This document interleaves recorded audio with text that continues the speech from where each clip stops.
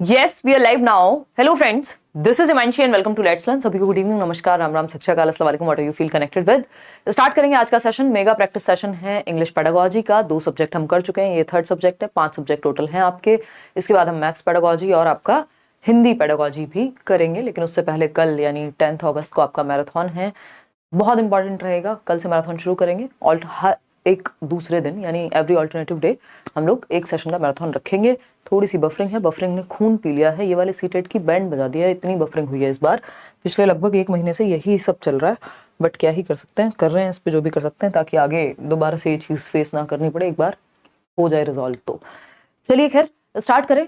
ये practice sessions हैं, mega practice sessions इनको इसलिए कहा जा रहा है क्योंकि ज़्यादा नंबर ऑफ क्वेश्चंस हैं और सेलेक्टेड क्वेश्चंस हैं जो आपको सिलेबस में देखने को मिलते हैं और पेपर में भी देखने को मिलते हैं बार बार, और देखने को मिल सकते हैं थोड़े बहुत ही लैंग्वेज चेंज के साथ। कई क्वेश्चंस डायरेक्ट भी देखने को मिलेंगे, बिल्कुल ठीक है ना।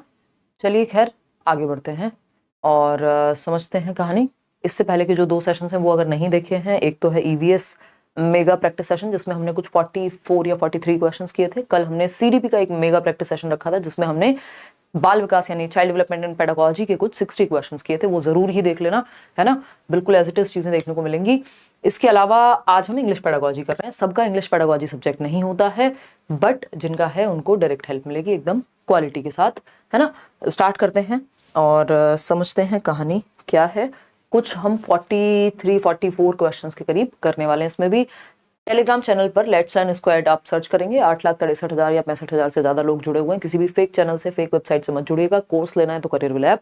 और अगर हम बात करें पीडीएफ की, जो फ्री पीडीएफ आपको मिल रही है वो टेलीग्राम चैनल से मिल ही जा रही है, ठीक है ना। तो स्टार्ट करते हैं आज का सेशन। बाकी की दोनों पीडीएफ आपको विद आंसर्स मिल चुकी हैं मेगा सेशंस की, और लाइक शेयर सब्सक्राइब आप कर देंगे क्योंकि सेशन आपको पसंद ही आएगा बाय डिफॉल्ट। कल के लिए तैयार रहिएगा। नोटिफाई मी का ऑप्शन होता है मैराथन में, वो लगा करके आराम से, नोटिफिकेशन नहीं भी आए तो 9 सवा 9 तक अपना आ जाना है कल, ठीक है। क्वेश्चन नंबर 1 देखिएगा, फटाफट से समझते हैं क्वेश्चंस को। पोल में जवाब दीजिए। Given below are 2 statements about language learning, यानी भाषा को सीखने के बारे में 2 स्टेटमेंट्स हैं नीचे दिए हुए, गिवन बिलो, ए और बी। एक स्टेटमेंट है ए, दूसरा स्टेटमेंट है बी, ठीक। Read the statements and choose the correct option. Statement पढ़ना है और सही यानी करेक्ट ऑप्शन को चूज आपको करके जवाब देना है। फटाफट से बताएंगे। पहला जो स्टेटमेंट है ए, ये कहता है an individual can learn a language at any age but it is easier to do so at a younger age. यानी एक इंडिविजुअल कभी भी भाषा सीख सकता है एट एनी एज। आप 50 की उम्र में भी एक नई भाषा सीख सकते हैं और आप 5 की उम्र में भी एक नई भाषा सीख सकते हैं, but it is easier to do so at a younger age. लेकिन आसान कब होता है भाषा को सीखना? जब आपकी उम्र कम होती है, क्योंकि आपका लैंग्वेज एक्विजिशन डिवाइस जो है वो ज्यादा आपका सेंसिटिव रहता है या ज्यादा बेटर काम करता है 5 साल से लेकर के 10 साल तक की उम्र तक, स्पेशली जो चाइल्डहुड वाला पीरियड है। तो अर्ली चाइल्डहुड जिसको हम कहते हैं सेंसिटिव या फास्टेस्ट पीरियड है फॉर लैंग्वेज डेवलपमेंट। तो ऐसा लैंग्वेज एक्विजिशन डिवाइस की बात कौन करता है? नॉम चॉम्स्की करते हैं। तो ये छोटी छोटी चीजें हैं जो इनडायरेक्टली हमारी कनेक्ट होनी चाहिए ताकि पेपर में हम आसानी से टैकल कर पाए। यूनिवर्सल ग्रामर की बात भी वही करते हैं। तो कम एज में अगर भाषा सीखी जाए, एक 5 साल का बच्चा जो आपके साथ अमेरिका शिफ्ट हुआ है, मान लीजिए आप एक पेरेंट हैं, हस्बैंड वाइफ, ठीक, और आपके साथ एक बच्चा आपका शिफ्ट हुआ है, ठीक, मान लिया, अच्छा लग रहा है मान करके, ठीक। तो इंडिया से आप अमेरिका शिफ्ट हो गए और आपका जो बच्चा है, अगर आप दोनों में से किसी एक को लैंग्वेज उतनी अच्छी नहीं आती है वहां की, यानी इंग्लिश बहुत अच्छी नहीं है आपकी, लेकिन आपके बच्चे की लैंग्वेज कुछ ही समय में आप देखेंगे उसकी ज्यादा फ्लुएंट या ज्यादा नेचुरल लैंग्वेज वो सीख जाएगा आपसे। उसको कम समय भी लगेगा, मतलब इजी होता है कम उम्र में भाषा को सीखना, ये बात कही जा रही है। बाकी भाषा आप सीख कभी भी सकते हैं, है ना। तो बिल्कुल आगे बढ़े। जैसे मैंने आपको, हालांकि ये बात अटकी रह गई, ये पढ़ के मुझे याद आ गया कि एग्जाम्पल दिया था कि मेरी मदर की इच्छा है अभी कि इंग्लिश सीखी जाए। वो थोड़ा बीमार हुई तो उनको समय मिला आराम करने का, तो उनके दिमाग में आइडियाज आए। हालांकि किसी ने आप में से हमारे लर्नर्स ने, किसी ने तो इंस्टाग्राम पे मेरे को मैसेज किया था, फिर मैं भूल गई हूँ, वो काम आगे नहीं बढ़ पाया। बट वो हिंदी की टीचर रही हैं जीवन भर और अभी हैं कुछ साल, तो अभी उनकी इंग्लिश सीखने की इच्छा है। तो ये क्या, वो किसी भी उम्र में आप सीख सकते हैं लैंग्वेज, कोई दिक्कत नहीं है, बस थोड़ा एफर्ट ज्यादा लगेगा। बी ऑप्शन क्या? Language can be learn through exposure, यानी कि भाषा एक्सपोजर के माध्यम से, यानी जब माहौल आपको मिलेगा तो आप भाषा सीखते हैं एक्सपोजर से, यानी पर्यावरण से, वातावरण से आप लैंग्वेज सीखते हैं। दोनों बातें सही है या नहीं है? बिल्कुल सही है भाई। ए स्टेटमेंट भी सही है और बी स्टेटमेंट भी सही है, कोई दिक्कत नहीं है, ठीक। Both A and R true. ऐसा थोड़ी है कि ए सही है बी गलत है, कि भाई यंग एज पे जल्दी सीखी जाती है, ये बात भी तो सही थी। ऐसा नहीं कि बी ही सही है या दोनों गलत हैं, जी नहीं, A option is the right answer, जो कि सुंदर सस्ता टिकाऊ जवाब था। आंख बंद करके भी आप दे सकते हैं, बट कुछ एक्स्ट्रा चीजें जानना जरूरी है। लैंग्वेज एक्विजिशन डिवाइस की फुल फॉर्म लिख के बताना जरा। LAD, लैंग्वेज एक्विजिशन डिवाइस, एक नंबर में कई बार पूछी जा चुकी है, हम इसको हल्के में ले जाते हैं क्योंकि हमको लगता है पता ही है, लेकिन जब वो 4 ऑप्शंस में आपको कंफ्यूज करता है ना एग्जामिनर कि लैंग्वेज एक्विजिशन की डिवाइस, लैंग्वेज एक्विजिशन डिवाइस की जगह पे कहीं कुछ लिखा होगा, डिवाइस की जगह पे कुछ डेमोन्स्ट्रेशन लिख दिएगा, छोटा छोटा सा चेंज होगा और आप जल्दीबाजी में गलत कराते हैं। ठीक, किसने बात की है? नॉम चॉम्स्की ने। देखिएगा, which one of the following is, और which one of the following is not the strategy of top down approach for teaching reading. Reading सिखाने के लिए, पढ़ना सिखाने के लिए टॉप डाउन अप्रोच का एग्जाम्पल नहीं है या स्ट्रेटेजी नहीं है। कौन सी एक? नॉट पूछा है। देखिए, एक होती है टॉप डाउन अप्रोच, दूसरी होती है बॉटम अप अप्रोच, यानी बॉटम से बिल्कुल धरातल से ऊपर जाना और टॉप डाउन से टॉप से नीचे आना। ठीक, बॉटम अप क्या है? यानी जो बॉटम अप का एग्जाम्पल होगा वो टॉप डाउन का उदाहरण नहीं होगा। It includes guessing meaning from pictures. देखिए, टॉप डाउन में क्या होता है, आप या तो पिक्चर्स के थ्रू या पूरी स्टोरी से एक सार निकालते हैं, है ना, चाहे कुछ वर्ड्स आपको समझ ना आ रहे हो, तो ये टॉप डाउन का उदाहरण है। बिल्कुल सही बात है कि पिक्चर्स से आप आइडिया ले रहे हैं। ठीक, कोई मूवी देखने गए इंग्लिश की, इंग्लिश बहुत अच्छे से नहीं आती है, बट आप आइडिया लगा रहे हैं वो स्टोरी देख करके कि क्या चल रहा है, थोड़ा सुन करके समझ करके, जरूरी नहीं आपको एक एक वर्ड का मीनिंग ही पता है, तो ये टॉप डाउन अप्रोच है। फिर क्या है? It includes teaching letters of the alphabet, their sounds and meaning of individual words. यानी जब आप टॉप डाउन अप्रोच से पढ़ा रहे हैं तो क्या ये इंक्लूड करेगी कि आप लेटर सिखाएं, पहले ABCD सिखाएं, अल्फाबेट के सारे लेटर सिखाएं A to Z तक, देयर साउंड्स के ए की साउंड कैसी होती है, ए और ई साथ में मिलते हैं तो क्या साउंड आती है ना, और मीनिंग ऑफ इंडिविजुअल वर्ड्स, यानी पहले आप लेटर्स पे गए, फिर साउंड पर गए, फिर आप मीनिंग पर गए। ये क्या है? ये बॉटम से अप जा रहे हैं आप। सबसे छोटा क्या है आपको पता है? लेटर है। ABCD सीखी, जैसे अ से अनार सीखते हैं आप, फिर उसके बाद आप क्या सीखते हैं? साउंड सीखते हैं। फिर उसके बाद केस भाई री बोलते हैं इसको, री से ऋषि जो हम बात करते हैं, है ना, तो आप साउंड सीखते हैं। फिर उसके बाद आप वावल सीख रहे हैं कि भाई AEIOU जो है वावल होते हैं। फिर इसके अलावा अगर हम बात कर रहे हैं, फिर आप वर्ड सीखते हैं, फिर उनका मीनिंग सीखते हैं, फिर आप एक सेंटेंस सीखते हैं, फिर एक फ्रेज को पढ़ पाते हैं, फिर एक पैराग्राफ पढ़ते हैं, फिर स्टोरी पढ़ते हैं। ये बॉटम से अप की तरफ जा रहा है, लेकिन डायरेक्ट स्टोरी से मीनिंग निकालना टॉप डाउन है। तो ये बॉटम अप की बात हो रही है यहाँ, ये टॉप डाउन स्ट्रेटेजी नहीं है, ये बॉटम अप स्ट्रेटेजी है, और हमको नॉट ही चाहिए था, जो गलत हो इस बारे में। ठीक है, शेयर्ड रीडिंग होता है जब टीचर के साथ बाकी बच्चे भी बैठे हुए हैं और टीचर जो है एक बार खुद पढ़ के दिखाए, बाकी बच्चे भी फिर साथ में पढ़ें, कहीं दिक्कत हो तो पूछें। गाइडेड रीडिंग में क्या होता है? बच्चों को मौका दिया जाता है पढ़ने का और टीचर साथ में होता है वहां। ठीक, तो वो तो एक अलग ही कहानी हो गई। शेयर्ड रीडिंग और गाइडेड रीडिंग भी टॉप डाउन की तरफ ही लेकर के जाएंगे हमको। ठीक, क्वेश्चन नंबर 3 देखिएगा, क्योंकि गाइडेड रीडिंग या शेयर्ड रीडिंग में ऐसा नहीं है ना आप अल्फाबेट सिखा रहे होंगे। क्वेश्चन नंबर 3 देखिएगा, the emphasis of grammar in context is. ये क्वेश्चन जन्म जन्मांतर से आता रहा है, 2011 से, जब से सीटेट है तब से आता रहा है और आता रहेगा, कि ग्रामर को कॉन्टेक्स्ट में सिखाने पे जोर क्यों दिया जाता है, यानी व्याकरण को संदर्भ में सिखाने पे क्यों जोर देते हैं हम। संदर्भ क्या होता है? एक स्टोरी पढ़ रहे हैं, उसके बीच में कोई वर्ड आया और उसको उसी से समझ लिया कि अच्छा ये संदर्भ में ये शब्द जो है ऐसे यूज होता है। भाई एक स्टोरी में लिखा हुआ है कि शी ओपन द डोर, अब ओपन का मतलब नहीं पता, लेकिन आपको कॉन्टेक्स्ट में समझ आ गया कि ये ईडी लगा हुआ है ओपन के साथ, सेकंड फॉर्म है, तो आप ग्रामर सीख रहे हैं लेकिन कॉन्टेक्स्ट में सीख रहे हैं। या जो डिफिकल्ट वर्ड्स आपके चैप्टर में आते हैं उनको टीचर अलग से लिखवा देती थी, फॉर्म्स आप सीख रहे हैं, है ना, अलग से नहीं लेकिन कॉन्टेक्स्ट में। जब आप स्टोरी पढ़ रहे हैं तब आपको समझ आ गया हाँ ईडी यहां लगता है। कई लोग होते हैं ना जो इंग्लिश मीडियम वाले बच्चे स्पेशली, तो उनका क्या है, ग्रामर बेशक स्ट्रांग नहीं है बट कॉन्टेक्स्ट में ग्रामर पढ़ी हुई है उन्होंने, उतनी स्टोरी पढ़ी हुई है, उतनी सारी उन्होंने उसको यूज किया हुआ है बोलने में कि उनको ग्रामर का रूल बेशक ना पता हो। उन्होंने वो जो यूपी बोर्ड में चलती थी, मुझे याद आ गया, न्यू स्टाइल की बुक, वो अलग से उसके रट्टे ना लगाए हों कि वर्ब की कौन सी फॉर्म क्या होती है, बट उनको कॉन्टेक्स्ट में पता होता है ग्रामर का। तो ग्रामर को कॉन्टेक्स्ट में सिखाना चाहिए, वही बेहतर तरीका है, बजाय कि आइसोलेटेड रूल्स को रटवाया जाए। ठीक, तो the emphasis of grammar in context is on internalising the rules of language. ये बात एकदम सही है, लेकिन आप लोग कह रहे हैं सी ऑप्शन। शर्म नहीं आती है क्या? है, देखिएगा एक बार, समझते हैं, क्वेश्चन देखते हैं। अगर हम बात करें क्वेश्चन की, the emphasis of grammar in context is on, context में ग्रामर सिखाने पे जोर क्यों देते हैं? मेमोराइजिंग द रूल्स, नहीं, मेमोराइज करने की तो बात ही नहीं है, कॉन्टेक्स्ट में मेमोराइज नहीं कराया जाता, अलग से जब आप ग्रामर रूल्स सिखाएंगे तब बात आती है मेमोराइज की। Using grammar translation method to teach the content, देखिए ग्रामर ट्रांसलेशन मेथड जो है वो कोई कॉन्टेक्स्ट में ग्रामर नहीं सिखाता है। ग्रामर ट्रांसलेशन मेथड आपका प्रॉपर फोकस करता है, उसको आप ट्रांसलेट करेंगे किसमें, अपनी भाषा में। ग्रामर ट्रांसलेशन में दो भाषाओं का इस्तेमाल होता है, मदर टंग का इस्तेमाल होता है इसमें, है ना, मातृभाषा का इस्तेमाल करते हैं लोग। और किस लिए कि आपको अच्छा ये समझ में नहीं आ रहा है, ये वैसी सी बात है जो आपकी किताबें, इंग्लिश की किताबें हैं लेकिन, या ग्रामर की किताबें हैं बट उसमें आधे से ज्यादा हिंदी लिखी हुई है, क्योंकि आपको ट्रांसलेट करके समझ में आता है, रूल्स रटने हैं उसमें। फिर ये कॉन्टेक्स्ट में ग्रामर नहीं सिखाता, ग्रामर ट्रांसलेशन मेथड।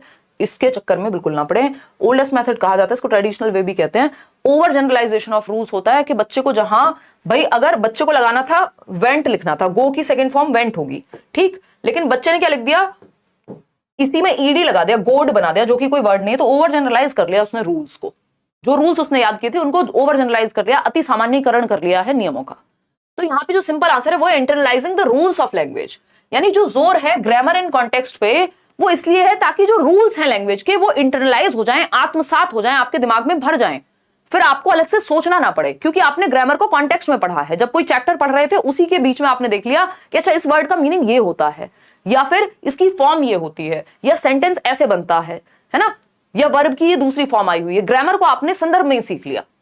समझ पा रहे हैं बात को? कल किसी ने बहुत अच्छा कमेंट भी किया था, वो मुझसे गलती से हाइड हो गया, उन्होंने इंटरनलाइजेशन की ही बात की थी, कॉन्सेप्ट्स की। तो इंटरनलाइजेशन मतलब आत्मसात कर लिया है आपने, अपने अंदर समाहित हो गया वो ग्रामर के जो कॉन्टेक्स्ट के थ्रू, रट्टे नहीं लगाए अलग से, जो कि ग्रामर ट्रांसलेशन मेथड में थोड़ा सा दिक्कत वहां होती है, क्योंकि आप अलग से ग्रामर सीख रहे हैं वहां। क्वेश्चन नंबर 4 देखिएगा, other subject such as science, mathematics, history, geography, arts and crafts, physical education etc. offer context for using language in purposeful and interesting ways. This shows dash is followed. मतलब कि अगर आप other subject such as, भाई आप science पढ़ रहे हैं, maths पढ़ रहे हैं, हिस्ट्री पढ़ रहे हैं, ज्योग्राफी पढ़ रहे हैं, आर्ट क्राफ्ट पढ़ रहे हैं, आर्ट एंड क्राफ्ट पढ़ रहे हैं, फिजिकल एजुकेशन पढ़ रहे हैं, offer context for using language in purposeful and interesting veg. भाई जब आप हिस्ट्री भी पढ़ रहे हैं तब भी तो आप भाषा के माध्यम से ही पढ़ रहे हैं ना, कि भाई हड़प्पा सभ्यता में ये हुआ था, वहां ये हुआ था, मॉडर्न हिस्ट्री में ये है, लेकिन लैंग्वेज के ही माध्यम से तो आप इतिहास को जान पा रहे हैं। या आर्ट एंड क्राफ्ट में भी तो कोई तो लैंग्वेज होगी, मैथमेटिक्स में भी जो क्वेश्चन लिखा हुआ है या टीचर जिसमें समझाने की कोशिश कर रहा है वो भाषा ही तो है।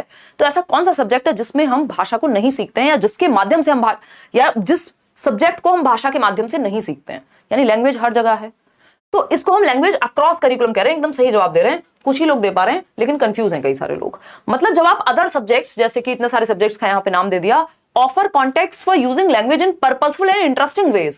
This shows dash is followed. यानी आप भाषा को इंटरेस्टिंगली, जब आप एक हिस्ट्री की कहानी पढ़ रहे हैं तो आप भाषा भी सीख रहे हैं, और जब आप भाषा सीख रहे हैं तो आप कोई और सब्जेक्ट भी सीख रहे हैं। यानी हर एक सब्जेक्ट की अपनी भाषा होती है। तो भाषा, लैंग्वेज अक्रॉस करिकुलम, यानी जैसे अगर हिंदी मीडियम की हम बात करें तो हिंदी मीडियम में आप हिस्ट्री पढ़ रहे हैं तो भी हिंदी में पढ़ रहे हैं, आप साइंस पढ़ रहे हैं तो विज्ञान भी हिंदी में पढ़ रहे हैं। तो वो एक भाषा है जो अक्रॉस द करिकुलम फॉलो हो रही है।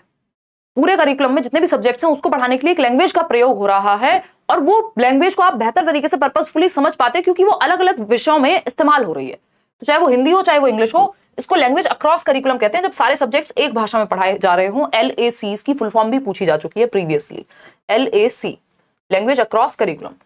ठीक, लैंग्वेज इंटीग्रेशन, इसमें इंटीग्रेट नहीं कर लिया, कोई एक्विजिशन की बात नहीं हुई कि आप बच्चे ने घर में जब भाषा सीख लेता है वो एक्वायर कर लेता है, उसको एक्विजिशन कहते हैं, भाषा अर्जन।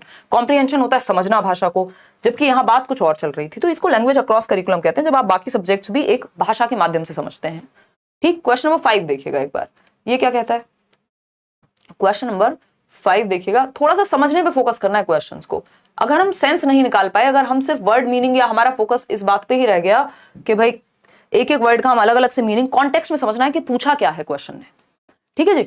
अगर हम बात करें क्वेश्चन नंबर 5 की, before reading a story allowed, यानी जब आप प्रॉपर सास्वर वाचन कर रहे हैं किसी एक स्टोरी का, किसी एक कहानी का, उससे पहले, भाई टीचर होता है ना कई बार खुद से लाउडली पढ़ रहा है, तो जब लाउड वाचन से पहले, या जो सास्वर वाचन है, before reading a story aloud to the class Miss Reema, a language teacher. Miss Reema एक लैंग्वेज टीचर है, कौन सी कक्षा की? 7वीं कक्षा की। Make sure to be thoroughly prepared before going to the class. वो थॉरोली प्रिपेयर्ड होना चाहती हैं। जैसे ये क्वेश्चंस आपके सामने आए हैं, या जो क्लास चल रही है, हर दिन एक लेसन प्लानिंग लगती है, एक PPT बनेगी, PDF बनेगी, एक प्रॉपर आंसर की का विश्लेषण किया जाएगा। ऐसा नहीं है मेरा मन जो किया वो आपको आंसर बता दिया, है ना। कई बार मन करते हुए भी नहीं बताओगे, क्योंकि किस एग्जाम के लिए पढ़ रहे हैं वो सारी चीजें देखी जाएगी। ठीक है ना। तो कुछ भी पढ़ाने से पहले लेसन प्लानिंग टीचर का काम है, पाठ योजना बनाना जिसको हम कहते हैं। आपने अपने B.Ed BTC DLED BTC इसमें JBT वगैरह में की होगी। ठीक, तो आप प्रिपेयर होकर जाना चाह रहे हैं, मेक श्योर करें कि थॉरोली प्रिपेयर्ड हैं आप चैप्टर पढ़ाने से पहले।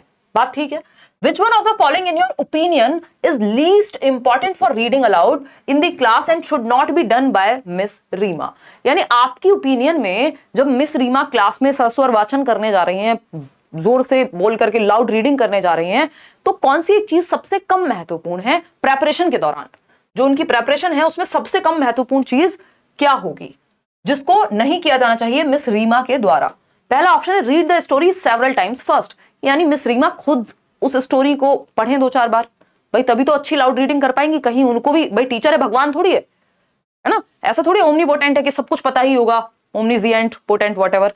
तो अगर हम बात करते थे कि अगर हम देखें तो टीचर भी पढ़ के उसको भी कहीं डिफिकल्टी आ सकती है, या जब तक वो खुद प्रिपेयर्ड नहीं है तो उसको सेवरल टाइम्स वो स्टोरी पहले पढ़नी चाहिए जब लाउड रीडिंग से पहले। आपका इंटोनेशन, आवाज में उतार चढ़ाव ठीक है कि नहीं है, आपका प्रोनाउंसिएशन ठीक है कि नहीं है, बहुत सारी चीजें होंगी, जो कुछ वर्ड्स ऐसे होंगे जो खुद नहीं पता होंगे टीचर को, हो सकता है कहीं कंफ्यूजन हो, तो वो सब सेवरल टाइम्स पढ़ने के बाद ही पता लगेगा। तो ये काम तो किया जाना चाहिए। Look up the vocabulary she might be uncertain about, कुछ ऐसे शब्दार्थ हो सकते हैं, कुछ ऐसे वोकैब हो सकती है जिसको लेकर के टीचर को कंफ्यूजन हो या अनसर्टेन हो, श्योर ना हो उसके जवाब को लेकर के, तो वो भी लुकअप करना है, मतलब सर्च कर लेना है या डिक्शनरी से देखना है ना, उसके मतलब को समझ लेना है जहां पे जिन शब्दों में, जिस वोकैब में दिक्कत है। सी ऑप्शन है plan for a pre reading activity. Pre reading activity क्या होती है? रीडिंग से पहले। पोस्ट रीडिंग क्या है? रीडिंग के बाद। आपने कोई एक्सरसाइज दे दी बच्चों को करने को, कुछ क्वेश्चंस पूछ लिए। प्री रीडिंग में भी कुछ ऐसी एक्टिविटीज होती हैं जिसमें हम प्रीवियस नॉलेज, बच्चे का जो पूर्व ज्ञान है उसको जांचने की कोशिश करते हैं।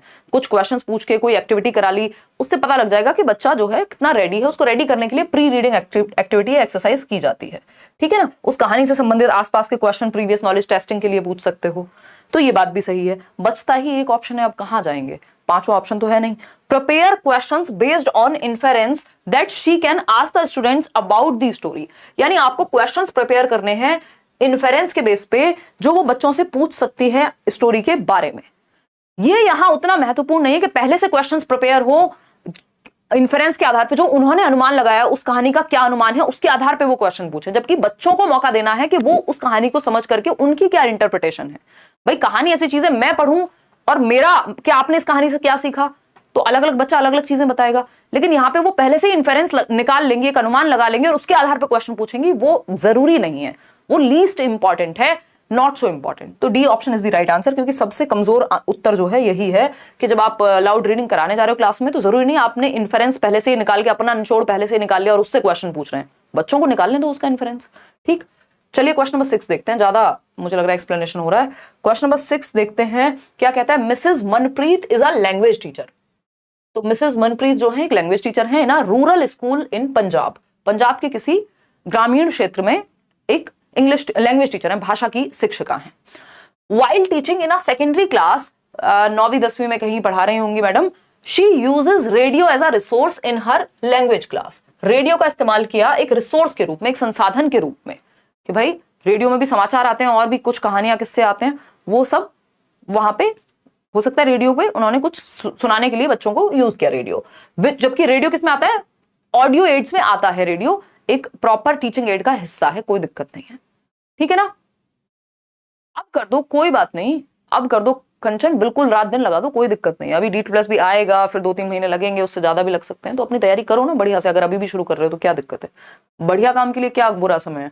विच one of the following statement will not help to enhance language inputs, यानी कौन सा एक स्टेटमेंट हेल्प नहीं करेगा, लैंग्वेज इनपुट को बढ़ावा नहीं देगा। पहला ऑप्शन है using radio broadcast complements listening to her students language lessons, कि भाई वो रेडियो ब्रॉडकास्ट का इस्तेमाल करें और कॉम्प्लीमेंट करें, ताकि बच्चे, मतलब जो वो पढ़ा रहे हैं या उसके आसपास की चीज बच्चों को कॉम्प्लीमेंट कर रहा है वो रेडियो, कुछ एक्स्ट्रा चीज वहां से भी सुनने को मिल रही है, ठीक। यानी कुछ प्रोनाउंसिएशन, कुछ उच्चारण हो सकता है जो वो रेडियो पे भी सुन सकते हैं, तो ये तो ठीक है, पॉजिटिव बात है, कॉम्प्लीमेंट कर रहा है, ठीक है। Inviting students to write out dialogues heard in the broadcast in their own words and act them out in role plays. बच्चों को जो डायलॉग सुने हैं आपने ब्रॉडकास्ट में, एक रेडियो के दौरान, एक रेडियो ब्रॉडकास्ट के दौरान, उनको आप लिखिए और उस पर रोल प्ले करिए, चलो पॉसिबल है। Spending time talking about the invention of radio and asking them to prepare a model of radio, यानी टीचर क्या करे, लैंग्वेज की टीचर कहे बेटा एक काम करो, मॉडल बनाओ, ये देखो इन्वेंशन किसने किया था रेडियो का, और एक मॉडल बना करके लाओ रेडियो का। साइंस नहीं पढ़ा रही हैं, लैंग्वेज टीचर हैं, लैंग्वेज पढ़ा रही हैं। रेडियो का इस्तेमाल लैंग्वेज को बेटर करने में किया जा रहा है, ये टेक्निकल हो गए। आप रेडियो के इन्वेंशन पे चले गए, फिर मॉडल बनवाने को कह दिया, तो साइंस के टीचर बन जाते फिर। तो यहाँ पे ये इंपॉर्टेंट नहीं है, ये नॉट इंपॉर्टेंट है, या इससे कोई लैंग्वेज इनपुट नहीं है कि इससे लैंग्वेज बेहतर होने में हेल्प मिलेगी बच्चे को। Radio helps her to expose students to different voices, new expressions and different registers of language.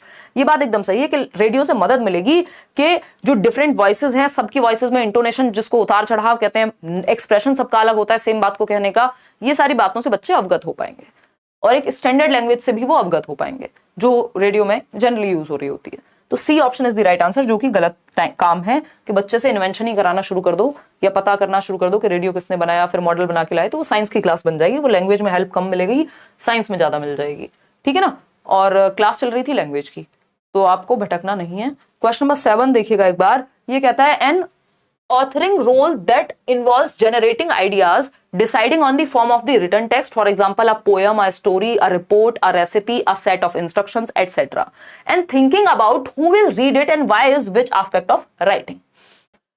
मतलब क्या है? मतलब है कि एक ऑथरिंग रोल है, यानी आप कुछ लिख रहे हैं, एक ऑथर का रोल मिला हुआ है आपको, that involves generating ideas, deciding on the form of the written text। एक रोल है आपका जिसमें आपको ये सोचना है कि आइडियाज जनरेट करने हैं, किस फॉर्म में रिटन टेक्स्ट होना चाहिए, बहुत ही क्लिष्ट भाषा में, यानी बहुत स्टैंडर्ड, बहुत एलीट लैंग्वेज में होना चाहिए, शशि थरूर टाइप्स, है ना, वैसी वाली इंग्लिश होनी चाहिए उस एक पैराग्राफ की, जो भी आप लिख रहे हैं वो पीस ऑफ राइटिंग, या फिर एक पोएम हो सकती है, एक स्टोरी हो सकती है, एक रिपोर्ट हो सकती है, रेसिपी हो सकती है, सेट ऑफ इंस्ट्रक्शंस किस तरह के होने चाहिए, वो आप इस बेसिस पे निर्धारित करेंगे कि कौन सी भाषा का आप इस्तेमाल करेंगे, इजी लैंग्वेज का इस्तेमाल करेंगे, टेक्निकल लैंग्वेज लिखेंगे बहुत, इस बेसिस पे कि thinking about who will read it. अगर आप रेसिपी लिख रहे हैं जो बहुत सारी हाउसवाइफ्स पढ़ेंगे या बहुत सारे सिंगल्स पढ़ेंगे या मेल्स पढ़ेंगे जिनको खाना बनाना सीखना है, तो वो आसान भाषा में होगी, वो आम जनता की भाषा में होगी, ठीक है ना। अगर आप बच्चों के लिए लिख रहे हैं, बच्चों की कहानियां हैं, बाल साहित्य जिसको हम कहते हैं, जो आपका चिल्ड्रंस लिटरेचर है, वो एक अलग भाषा में होगी। तो क्योंकि हमारी वो ऑडियंस कौन है, या हमारे श्रोता या पढ़ने वाले पाठक कौन है, अगर मैं कहूं यहां पे, तो कौन पढ़ेगा, इस आधार पे आप क्या करते हैं, जनरेट करते हैं आइडियाज, और क्या लिखा जाना चाहिए इस आधार पे तय होगा कि कौन पढ़ने वाला है, किसके लिए वो चीज, टारगेट ऑडियंस क्या है उस चीज की, ठीक है ना। तो अगर हम बात करें, कोई यूपीएससी की तैयारी करने वाला सीटेट की क्लास में बैठेगा, सेंस नहीं है ना, उसी तरह से तो ये क्वेश्चंस किस चीज को ध्यान में रख करके बनाए गए हैं, जो लोग सीटेट की तैयारी कर रहे हैं, जिनको पेपर देना है परसों जाकर के, परसों मतलब 2-4-6 दिन बाद, 10 दिन बाद, तो ये कॉम्पोजिशन में आता है। किसमें आता है? ये कॉम्पोजिशन में आता है। ट्रांसक्रिप्शन सिंपल है कि सबटाइटल चल रहे हैं जब आप इंग्लिश मूवी देख रहे हैं, यानी जब ऑडियो को या फिर समझने में मदद करने को लेकर के साउंड को जब हम लैंग्वेज फॉर्म में लिख रहे हैं ताकि समझ में आसानी से आ सके, वो ट्रांसक्रिप्शन है, ठीक है ना, जो सबटाइटल्स मूवी में आ रहे हैं आपके सामने। फ्री राइटिंग होता है, जो आपका मन किया किसी एक टॉपिक पे, जो आपके अंदर से नेचुरली आ रहा है वो लिख रहे हैं आप।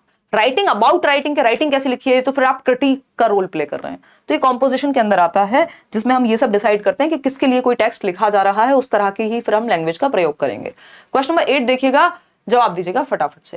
क्वेश्चन नंबर 8 क्या कहता है भाई, a teacher divided the students in different groups for a task and then she distributed magazine articles, newspaper articles, film advertisement, sport report, restaurant menu card and tourist information brochures to the groups.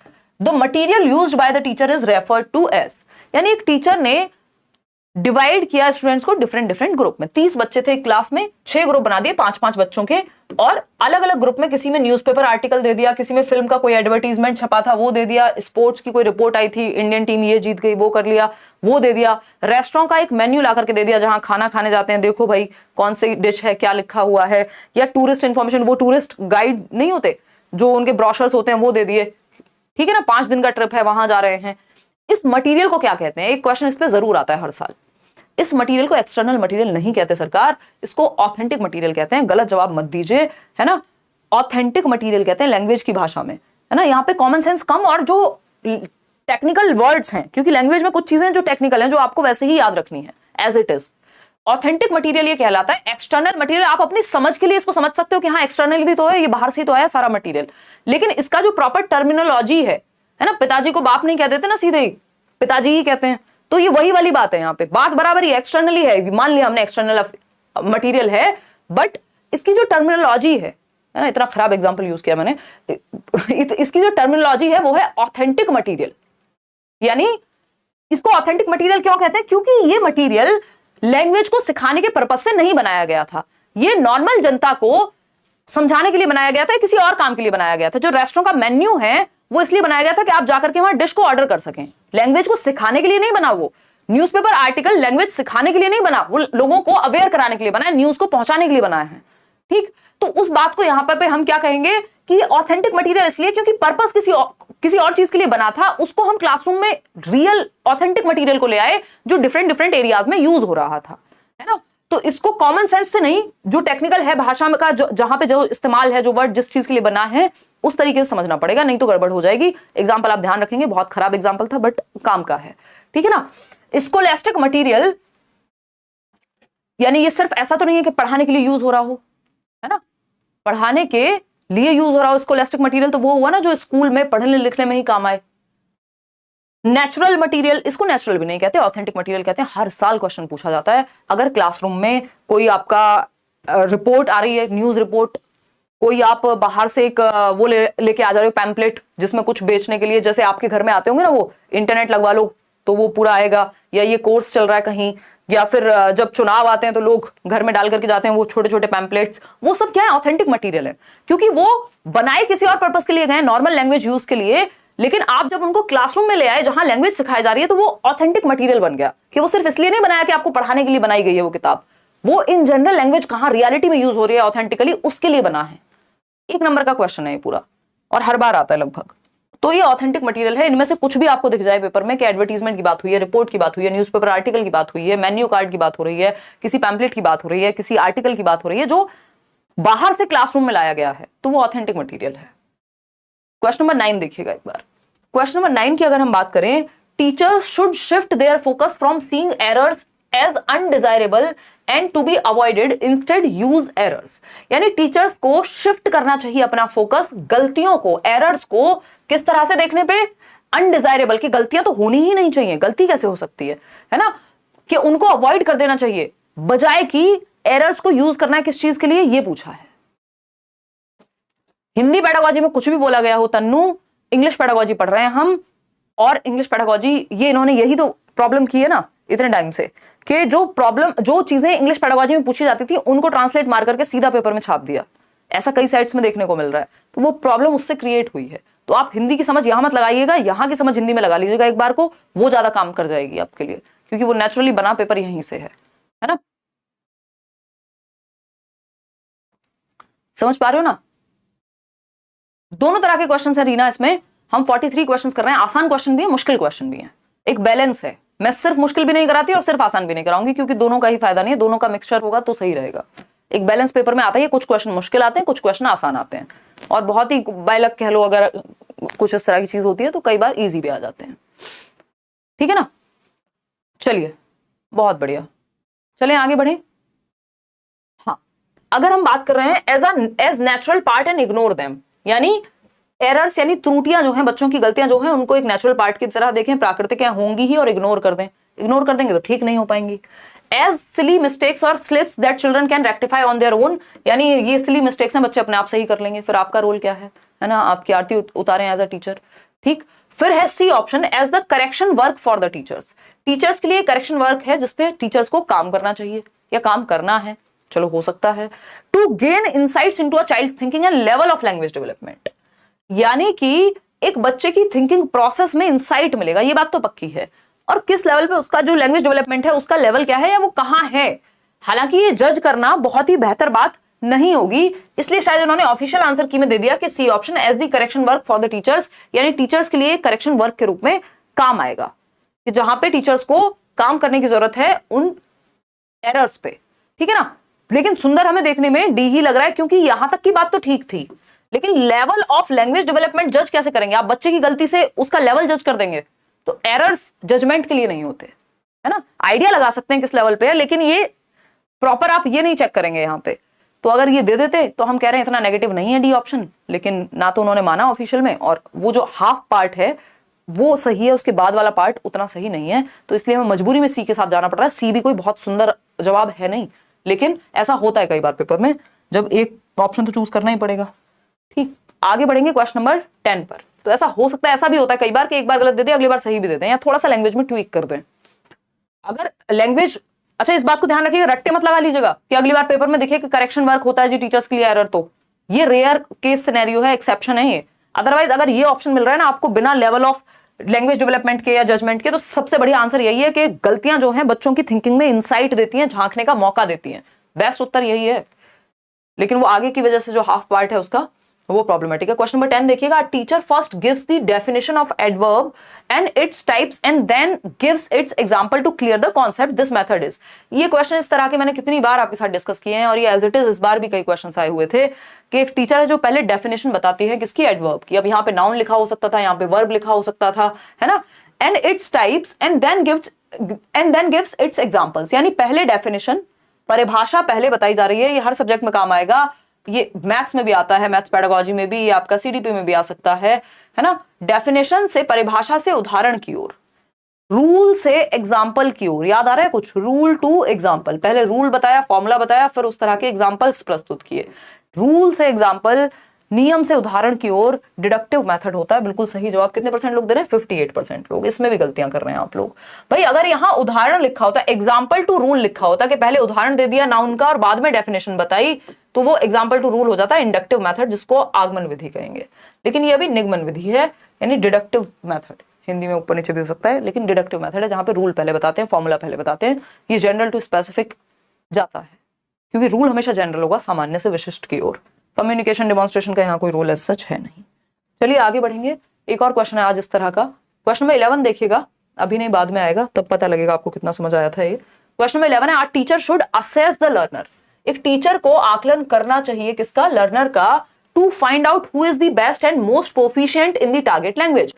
एक होती है mother tongue, दूसरी होती है target language. ये हम marathon session में भी पढ़ेंगे, है ना।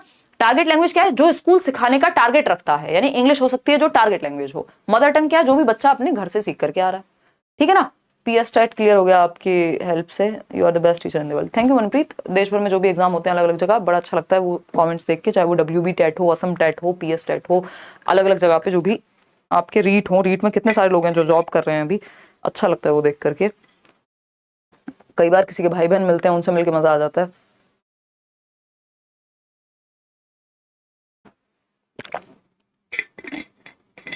मजा इसलिए आ जाता है क्योंकि वो बताते हैं कि हमारी सिस्टर हैं जो KVS में हैं, हमारी सिस्टर हैं जो यूपी में हैं, तो उन्होंने पढ़ा था, तो अच्छी लगती है ये चीज देख करके। चलिए खैर, अगर हम बात करें, आज teacher should assess the learner, teacher को आकलन करना चाहिए बच्चों का, उनको जांचना चाहिए, इसलिए क्योंकि ये पता लगा सकें कि सब में से बेस्ट कौन है, या फिर सबसे बढ़िया लैंग्वेज इंग्लिश कौन बोल लेता है, या जो भी टारगेट लैंग्वेज है स्कूल की। गलत है ये। To find the learning gaps of learners, ये बात हमें अच्छी लग रही है कि असेसमेंट इसलिए होना चाहिए ताकि पता चल जाए गैप कहाँ है, दिक्कत कहाँ है, प्रॉब्लम कहाँ है, उसको सॉल्व किया जा सके। आकलन के माध्यम से पता लगा करके सॉल्व कर सकें, डायग्नोज करके रेमेडी कर सकें। सी ऑप्शन है, to scaffold learners to improve the level of their performance from previous one. ये और अच्छा लग रहा है हमें, है ना। ये हमें इससे भी अच्छा ऑप्शन नजर आ रहा है कि लर्निंग गैप्स तो फाइंड आउट कर ही लो, लेकिन उसके बाद स्कैफोल्ड भी कर रहे हैं, to scaffold learners to improve the level of their performance from previous one. पहले जो परफॉर्मेंस का लेवल था उससे आगे ले जाने में मदद देना, ये ज्यादा बेटर लग रहा है ना। वो अपने आप ही आ गया इसमें। टू कंपेयर द प्रोग्रेस, नहीं, बच्चों की प्रोग्रेस कंपेयर करके आपको कोई लड्डू नहीं मिलने वाले हैं, ये बात हमको ध्यान रखनी ही पड़ेगी, ठीक है ना। चलिए, तो सी ऑप्शन यहाँ पे सही है। क्वेश्चन नंबर 12 देखिएगा, मिस्टर रोहित कुछ कह रहे हैं, देख लीजिए एक बार। क्वेश्चन नंबर 12 है, Mister Rohit in his language classroom wants the learners to work in and work with language, this is possible by. यानी मिस्टर रोहित एक लैंग्वेज के टीचर हैं जो क्या कह रहे हैं कि जो लर्नर्स हैं उनकी कक्षा में उनको लैंग्वेज में और लैंग्वेज पे या लैंग्वेज के साथ काम करना चाहिए, यानी लैंग्वेज को बेटर करना है। कुल मिला के ये बात है। पॉसिबल कैसे होगा लैंग्वेज को बेटर करना, ये पूछा है। पहला ऑप्शन है engaging learners with language, language के साथ एंगेज कर दो, नहीं, काम नहीं चल पाएगा, ठीक है ना। ठीक है रीना आ रहा है, ठीक है, तो एंगेज कर दो, हाँ ठीक है, मतलब कर सकते हैं। और देखते हैं, making the learners to learn the forms of the language, forms learn करवा दो कि ये पास्ट फॉर्म है, ये प्रेजेंट फॉर्म है, ये फ्यूचर फॉर्म होती है, first form, second form, third form जो हम करते थे। Focusing on using the language with accuracy, accuracy मतलब गलती कम से कम हो, एक्यूरेटली लैंग्वेज को यूज कर पाए, तो ये डायरेक्ट यही हम टारगेट नहीं रख सकते। The acquisition of language rather than learning, यानी भाषा को वो सीख पाए बजाय की, मतलब एक्वायर कर पाए, अर्जित कर पाए बजाय की सीखने के। देखो लैंग्वेज एक्विजिशन क्या है, जो आप माहौल से सीख लेते हैं, और लैंग्वेज लर्निंग है जिसमें आप ग्रामर पढ़ते हैं, रूल्स पढ़ते हैं, किताबें पढ़ते हैं, स्कूल में जाकर के सीखते हैं। जवाब दीजिए डी ऑप्शन 40 48% लोग कह रहे हैं, बताइएगा एक बार। डी ऑप्शन 48% लोग कह रहे हैं। देखिए समझते हैं। Mister Rohit in his language classroom wants the learners to work in and work with language. This is possible by work in and work with, यानी लैंग्वेज की टेक्निकलिटीज को भी जाने बच्चा, उसके नियम को भी जाने। Work in language and work with language, यानी बोलना यूज करने में भी अच्छा हो और उसको समझ के उसके नियम कायदे कानून भी समझ सके। तो डी ऑप्शन सही नहीं होगा ना फिर, क्योंकि क्लासरूम में पढ़ा रहे हैं तो सिर्फ एक्विजिशन से काम नहीं चलेगा, लैंग्वेज की लर्निंग पे भी फोकस करना पड़ेगा। तो यहां सबसे बेहतर ऑप्शन आपका एंगेजिंग लर्नर्स विद लैंग्वेज है कि बच्चे जब एंगेज होंगे तो वो एक्विजिशन भी करेंगे भाषा का और वो प्रॉपर उसको सीख भी पाएंगे, दोनों काम अच्छे से होंगे। समझ पा रहे हो बात को? क्लियर है कि नहीं? हाँ, WB TET clear with 125 marks से स्मृति कह रही है। बहुत बढ़िया स्मृति, बहुत ही प्यारा नाम है आपका। हमको एक जगह जाना था, एक मिनट रुकना।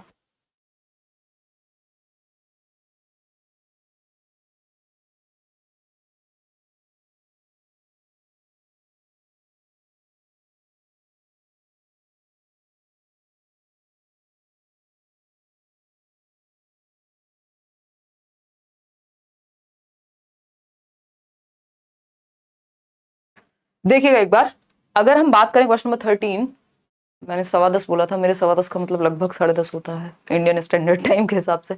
अंकल ने फोन कर दिया 10 बजे। देखो एक बार, अगर हम बात करें, a teacher is organising students, आज वैसे क्लास लेट है। A teacher is organizing students into reading ability groups where they have individual books to their reading level. The teacher is spending time with each group, listening to individual students take turns to read aloud and taking with them about the book. She is following. एक teacher है जो एक reading activity को organise कर रही है, ठीक है ना? नहीं, फेल नहीं होगे। यही क्वेश्चन 2 बार सॉल्व करोगे, सुबह पीडीएफ मिलेगी तो फेल नहीं होगे, है ना?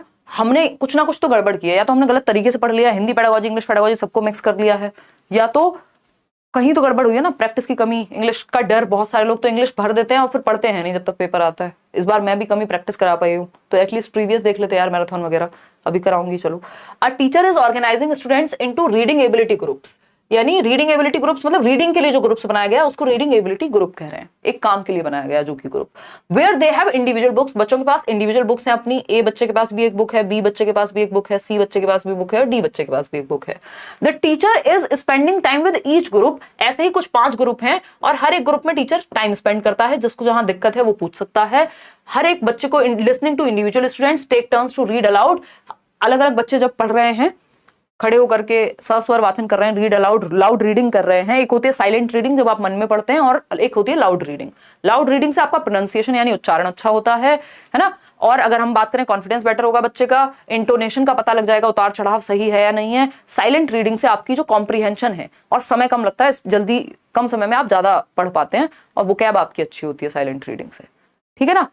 अगर हम बात करें यहाँ पे, तो listening to individual students take turns to read aloud and taking with them about the book she is following, क्या क्या कहोगे आप इसको?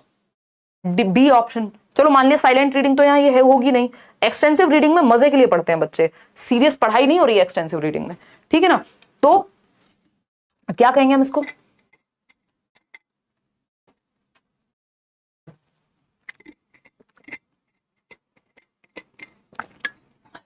सही जवाब दे रहे हैं आप लोग, 51% लोग। गाइडेड रीडिंग है ये, क्योंकि सबके पास इंडिविजुअल बुक्स हैं और टीचर अलग अलग ग्रुप में जाकर के गाइड कर रही है जहां जरूरत है, ठीक है? क्लियर है बात? शेयर्ड रीडिंग में क्या होता है, टीचर खुद पढ़ के दिखा देती है, एक बार मॉडल भी हो जाता है, तो इसलिए शेयर्ड रीडिंग नहीं होगा, गाइडेड रीडिंग है, क्योंकि बच्चे खुद से पढ़ रहे हैं। क्वेश्चन नंबर 14 देखिएगा। क्वेश्चन नंबर 14 है, our teacher is trying to identify the cause of learning gaps in language after, यानी एक टीचर है जो पहचानने की कोशिश कर रही है कि कारण क्या है लर्निंग गैप्स का, जो सीखने में कमी रह गई है, गैप रह गया है, उसका कारण क्या है, किस चीज के बाद जानने की कोशिश करेंगी? अचीवमेंट टेस्ट लेने के बाद। अचीवमेंट टेस्ट होता है, उपलब्धि प्रश्न पत्र बोलते हैं उसको, या उपलब्धि परीक्षण बोलते हैं, कि भाई क्या लेवल क्या बच्चे का, उसके लिए होता है ये, कि इतने % इसको आता है, अचीवमेंट इतना है इसका, वो लर्निंग गैप्स के लिए नहीं होता। प्रोफिशिएंसी टेस्ट होता है, कितना पारंगत है किसी काम के लिए आप जा रहे हैं, वहां प्रोफिशिएंट कितने हैं आप। कोई लैंग्वेज टेस्ट ले लिया आपका किसी ने, प्लेसमेंट टेस्ट, को यहाँ नौकरी तो लग नहीं रही है, ये डायग्नोस्टिक टेस्ट है ना? A teacher is trying to identify the cause, teacher कारण जानने की कोशिश कर रहे हैं, गैप पता लग गए हैं, और गैप किससे पता लगते हैं? डायग्नोस्टिक टेस्ट से, जिसको हम निगमनात्मक परीक्षण कहते हैं, सॉरी निदानात्मक परीक्षण कहते हैं, जिसके बाद उपचार होगा यानी रेमेडियल टीचिंग होगी। तो डायग्नोस करने में गैप को आइडेंटिफाई कर लिया जाता है। गैप्स क्या हैं, आइडेंटिफाई हो जाएंगे, पहचान हो जाएगी। अब इसका कॉज जानने की कोशिश चल रही है कि ये गैप आए क्यों, तो ये डायग्नोस्टिक टेस्ट के बाद ही होगा ना। पहले डायग्नोस किया, रीजन बाद में जानेंगे, पहले गैप तो पता लगे, गैप पता लगा फिर रीजन जान रहे हैं। ये पूरी प्रोसेस डायग्नोस्टिक और रेमेडियल टीचिंग में आती है कि पहले आप डायग्नोस करते हैं। जैसे एक डॉक्टर भी जो है, आपको बुखार है तो वो ऐसा नहीं है 6 दिन से बुखार है और आपको कोई भी दवाई चल रही है ना।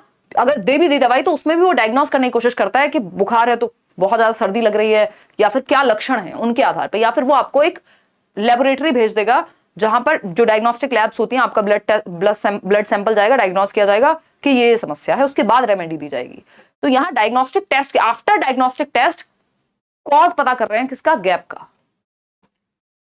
क्वेश्चन नंबर 15 देखिएगा। क्वेश्चन नंबर 15 क्या कहता है भाई, क्वेश्चन नंबर 15 है students language and literacy development benefits enormously from exposure to an engagement with, यानी बच्चों की जो भाषा और लिटरेसी का डेवलपमेंट है, यानी साक्षरता और भाषा का जो विकास है, वो उनको सबसे ज्यादा बेनिफिट देता है जब हम एक्सपोजर दें या एंगेज करें बच्चों को किस चीज के साथ। एक्सप्लेन बहुत ज्यादा करते हैं आप, हित कर कह रहे हैं, जिनको समझ में नहीं आ रहा होगा उनके लिए तो जरूरी है ना। देवाशीष कह रहे हैं प्रोफिशिएंसी टेस्ट क्यों नहीं, क्योंकि आप किसी परीक्षा में नहीं बैठे हैं, यहाँ पे गैप का रीजन नहीं जानते हैं आप। प्रोफिशिएंसी टेस्ट में आपको बता दिया जाएगा आप या तो पास हैं या तो फेल हैं, गैप का रीजन कोई नहीं जानने बैठेगा प्रोफिशिएंसी टेस्ट में, ठीक है ना। बस ये देखना कितने प्रोफिशिएंट हैं आप प्रोफिशिएंसी टेस्ट के अंदर।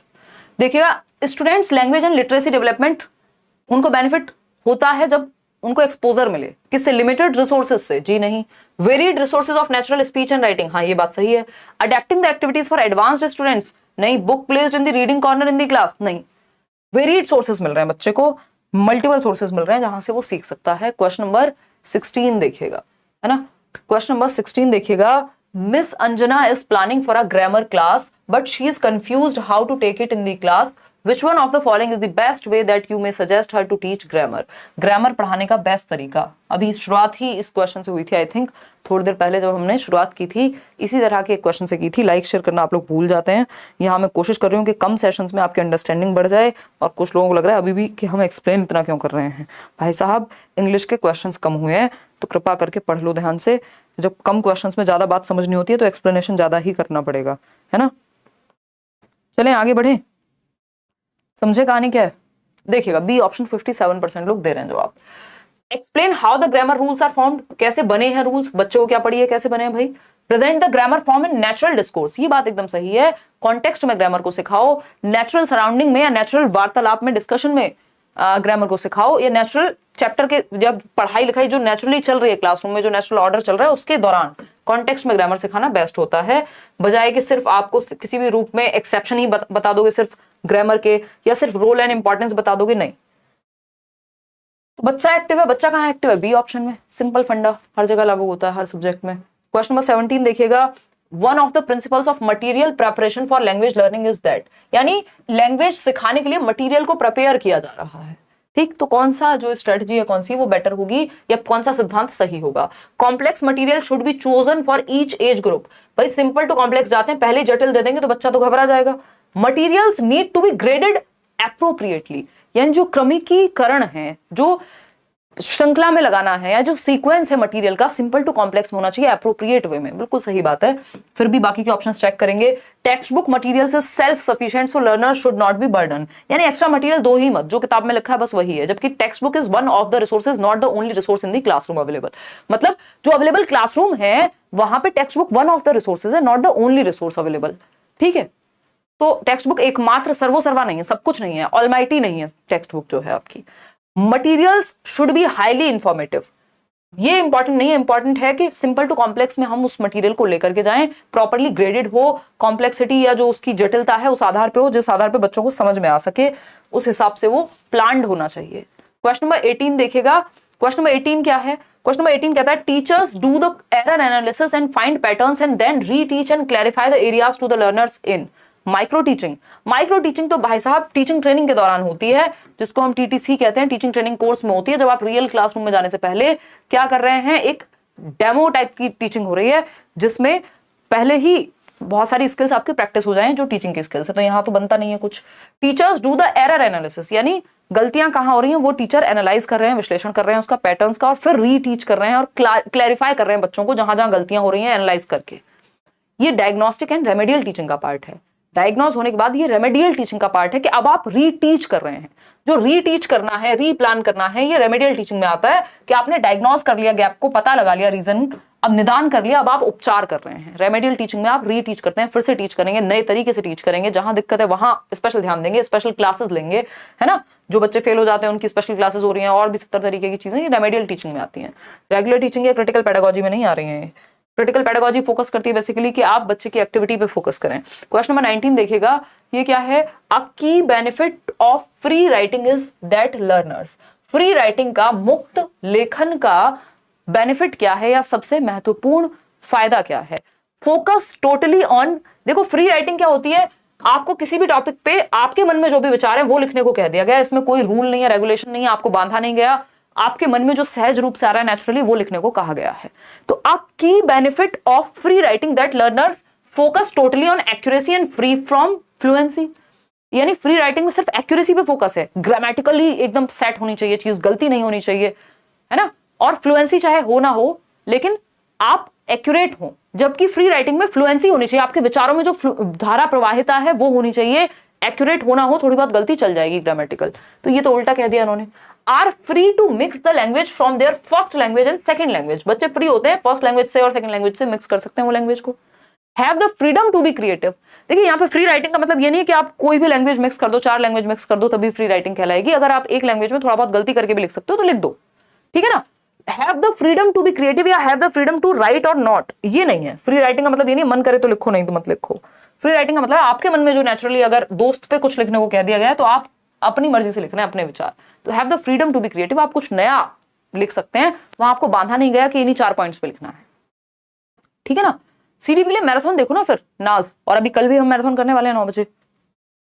ईश्वर ने चाहा तो बिल्कुल होगी टाइम पे ही। देखिएगा क्वेश्चन नंबर 20 देखिएगा, द ग्रामर टास्क आर, यानी जो ग्रामर के टास्क हैं, यानी जो व्याकरण में टास्क होते हैं वो कैसे होते हैं? टू बी कॉन्टेक्चुअलाइज, संदर्भ में होने चाहिए, लाइफ ओरिएंटेड होने चाहिए, फॉर्म फोकस्ड होने चाहिए। बस फॉर्म्स बता दो भाई, ये जो है आपकी first form second form, memory focused होने चाहिए, तो ये तो वैसे ही हटा दोगे।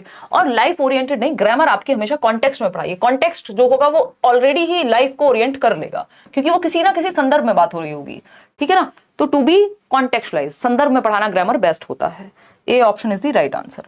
आगे बढ़ेंगे, क्वेश्चन नंबर 21 देखिएगा, which one of the following is true of language learning. अब थोड़े से कंपैरेटिवली इजी लग रहे होंगे क्वेश्चन, 1-2 क्वेश्चन से देखिएगा, which one of the following is true of language learning. भाषा सीखने के बारे में कौन सी एक बात सही है? All content learning is language learning. जो भी आप सीख रहे हैं वो भाषा ही है, भाई कुछ भी कंटेंट पढ़ रहे हैं भाषा ही तो सीख रहे हैं, बात तो सही है। Content learning does not support language learning, यानी जो भी कंटेंट, कोई साइंस पढ़ रहा है मान लो, तो वो लैंग्वेज नहीं सीख रहा होगा, फिर साइंस पढ़ेगा किससे? इशारों से, वो भी एक लैंग्वेज है। तो बिना लैंग्वेज के तो कोई सब्जेक्ट नहीं पढ़ सकते आप, ये बात तो गड़बड़ हो गई। Language is not important for learning of science and mathematics. अभी साइंस की बात कर रहे थे, वही आ गया। ऐसा नहीं है, बिना लैंग्वेज के आप साइंस और मैथ्स को भी नहीं समझ सकते। Language learning happens through text and narrative only, यानी सिर्फ टेक्स्ट से होती है या नैरेटिव जो किस्से कहानियां होती है सिर्फ उन्हीं से होती है। भाई 70 तरीके हैं लैंग्वेज को सिखाने के, ठीक। तो all content learning is language learning, ये हमें मानना पड़ेगा कि जब हम कोई भी सब्जेक्ट पढ़ रहे हैं, कुछ भी कंटेंट सीख रहे हैं, पबजी भी खेल रहे हैं, चाहे सब्जी भी बना रहे हैं, लैंग्वेज का इस्तेमाल हो रहा है। और कोई भी, मतलब इसका मतलब ये था कि क्लासरूम में कोई भी सब्जेक्ट आप पढ़ रहे हैं या कोई भी एक्टिविटी हो रही है तो लैंग्वेज तो उसमें पार्ट ही है। तो कोई भी कंटेंट लैंग्वेज लर्निंग का ही कंटेंट है अगर देखा जाए तो। A option is the right answer. आगे बढ़ेंगे, क्वेश्चन नंबर 22 पे 22वां सवाल क्या कहता है भाई, the language proficiency of a child can be developed well by, यानी बच्चा भाषा में प्रोफिशिएंट हो जाए, पारंगत हो जाए, अच्छे से लैंग्वेज को सीख जाए, उसको हम कैसे प्रॉपर्ली डेवलप करा सकते हैं ये चीज बच्चे के अंदर? Drill and practice of grammar rules, यानी बार बार देखो, ड्रिल और प्रैक्टिस कोई बहुत अच्छी चीज है नहीं, इससे आप रोट मेमोराइजेशन को बढ़ावा दे रहे हैं, रटने को बढ़ावा दे रहे हैं, और रटंत विद्या चलंत नहीं। बी ऑप्शन है रेगुलरली प्रैक्टिसिंग डिक्टेशन, वो जो इमला बोलते थे ना हम जिसको, या फिर हम श्रुत लेख बोलते हैं जिसको, कि टीचर बोल रहा है या मम्मी पापा बोल रहे होते थे कई बार और हम लिख रहे होते थे, फिर बाद में जो स्पेलिंग मिस्टेक्स के लिए अच्छा होता है डिक्टेशन, है ना, इससे वर्तनी की अशुद्धियां दूर हो जाती हैं। Participating in task based activities, देखिए ओवरऑल अगर आपको लैंग्वेज में प्रोफिशिएंट बनना है तो बेटर है कि आपको टास्क बेस्ड एक्टिविटीज में इन्वॉल्व कराया जाए एज अ लर्नर, सिर्फ वोकैबुलरी एनहेंसिंग एक्टिविटीज नहीं। प्रोफिशिएंसी का मतलब है भाषा को समझने में भी अच्छे हैं, पढ़ने में भी अच्छे हैं, सुनने में भी अच्छे हैं, सुन के सही भी मतलब निकाल लेते हैं, ठीक है ना। तो ये क्या हुआ, प्रोफिशिएंट किससे बनेंगे, टास्क बेस्ड एक्टिविटीज में जब हम इन्वॉल्व होंगे, डिबेट में, डिस्कशन में, और भी अगर कोई एक्टिविटी हो रही है जिसमें अंताक्षरी हो सकती है, वो कुछ भी चीजें जो भी लैंग्वेज के अराउंड जितनी भी टास्क बेस्ड एक्टिविटीज हैं उनमें इन्वॉल्व होना। स्कूल में अगर कोई फंक्शन हो रहा है तो उसमें आप पार्टिसिपेट कर रहे हैं, कोई पोएम सुनाएंगे, कुछ और करेंगे, तो participating in task based activities. Task based activities real life से जुड़ी हुई होती है, इसलिए सिर्फ इमले से काम नहीं चलेगा, सिर्फ श्रुत लेख या डिक्टेशन से काम नहीं चलेगा, वो तो सिर्फ आपका स्पेलिंग को सुधरवा देगा। तो ओवरऑल देखा जाए तो टास्क बेस्ड एक्टिविटीज में किसी को कहा बच्चे को तुम एक स्टोरी लिख के आओ, दूसरे बच्चे को कहा रोल प्ले करेंगे, सारी एक्टिविटीज इसमें आ जाती हैं। तो टास्क बेस्ड लर्निंग TBL बोलते हैं इसको, ये अच्छा होता है, चाइल्ड सेंटर्ड होता है। क्वेश्चन नंबर 23 देखिएगा, ये क्या कहता है भाई, a teacher of class 6 is selecting some stories for the class. As a teacher, what should not be the criteria to select the story? यानी कि एक कक्षा 6 का टीचर है जो सेलेक्ट कर रहे हैं कुछ स्टोरीज को क्लास के लिए, क्या कक्षा 6 में ये स्टोरीज डिस्कस होंगी, पढ़ाई जाएंगी, पढ़ी जाएंगी, रोल प्ले किया जाएगा, व्हाटएवर। क्या क्राइटेरिया नहीं होना चाहिए कक्षा 6 के लिए कोई स्टोरी को सिलेक्ट करते समय? पहला ऑप्शन है it should be based on the students interest, यानी बच्चों की रुचियों के आधार पे हो, ये तो पॉजिटिव बात है। हमको क्या चाहिए, कतई नॉट वाला जवाब चाहिए जो गलत हो, है ना, हमें नेगेटिव आंसर चाहिए यहां पे, ठीक है। अच्छा,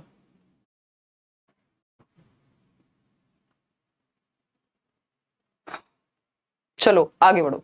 अगर हम बात कर रहे हैं a teacher of class 6 is selecting some stories for the class, class 6 के लिए स्टोरीज सेलेक्ट हो रही हैं, बताइएगा एक बार, फटाफट से बताइएगा। डर लग रहा है, डर तो स्वाभाविक है ना, थोड़ा बहुत तो लगेगा ही, पेपर है जब 10 दिन बाद।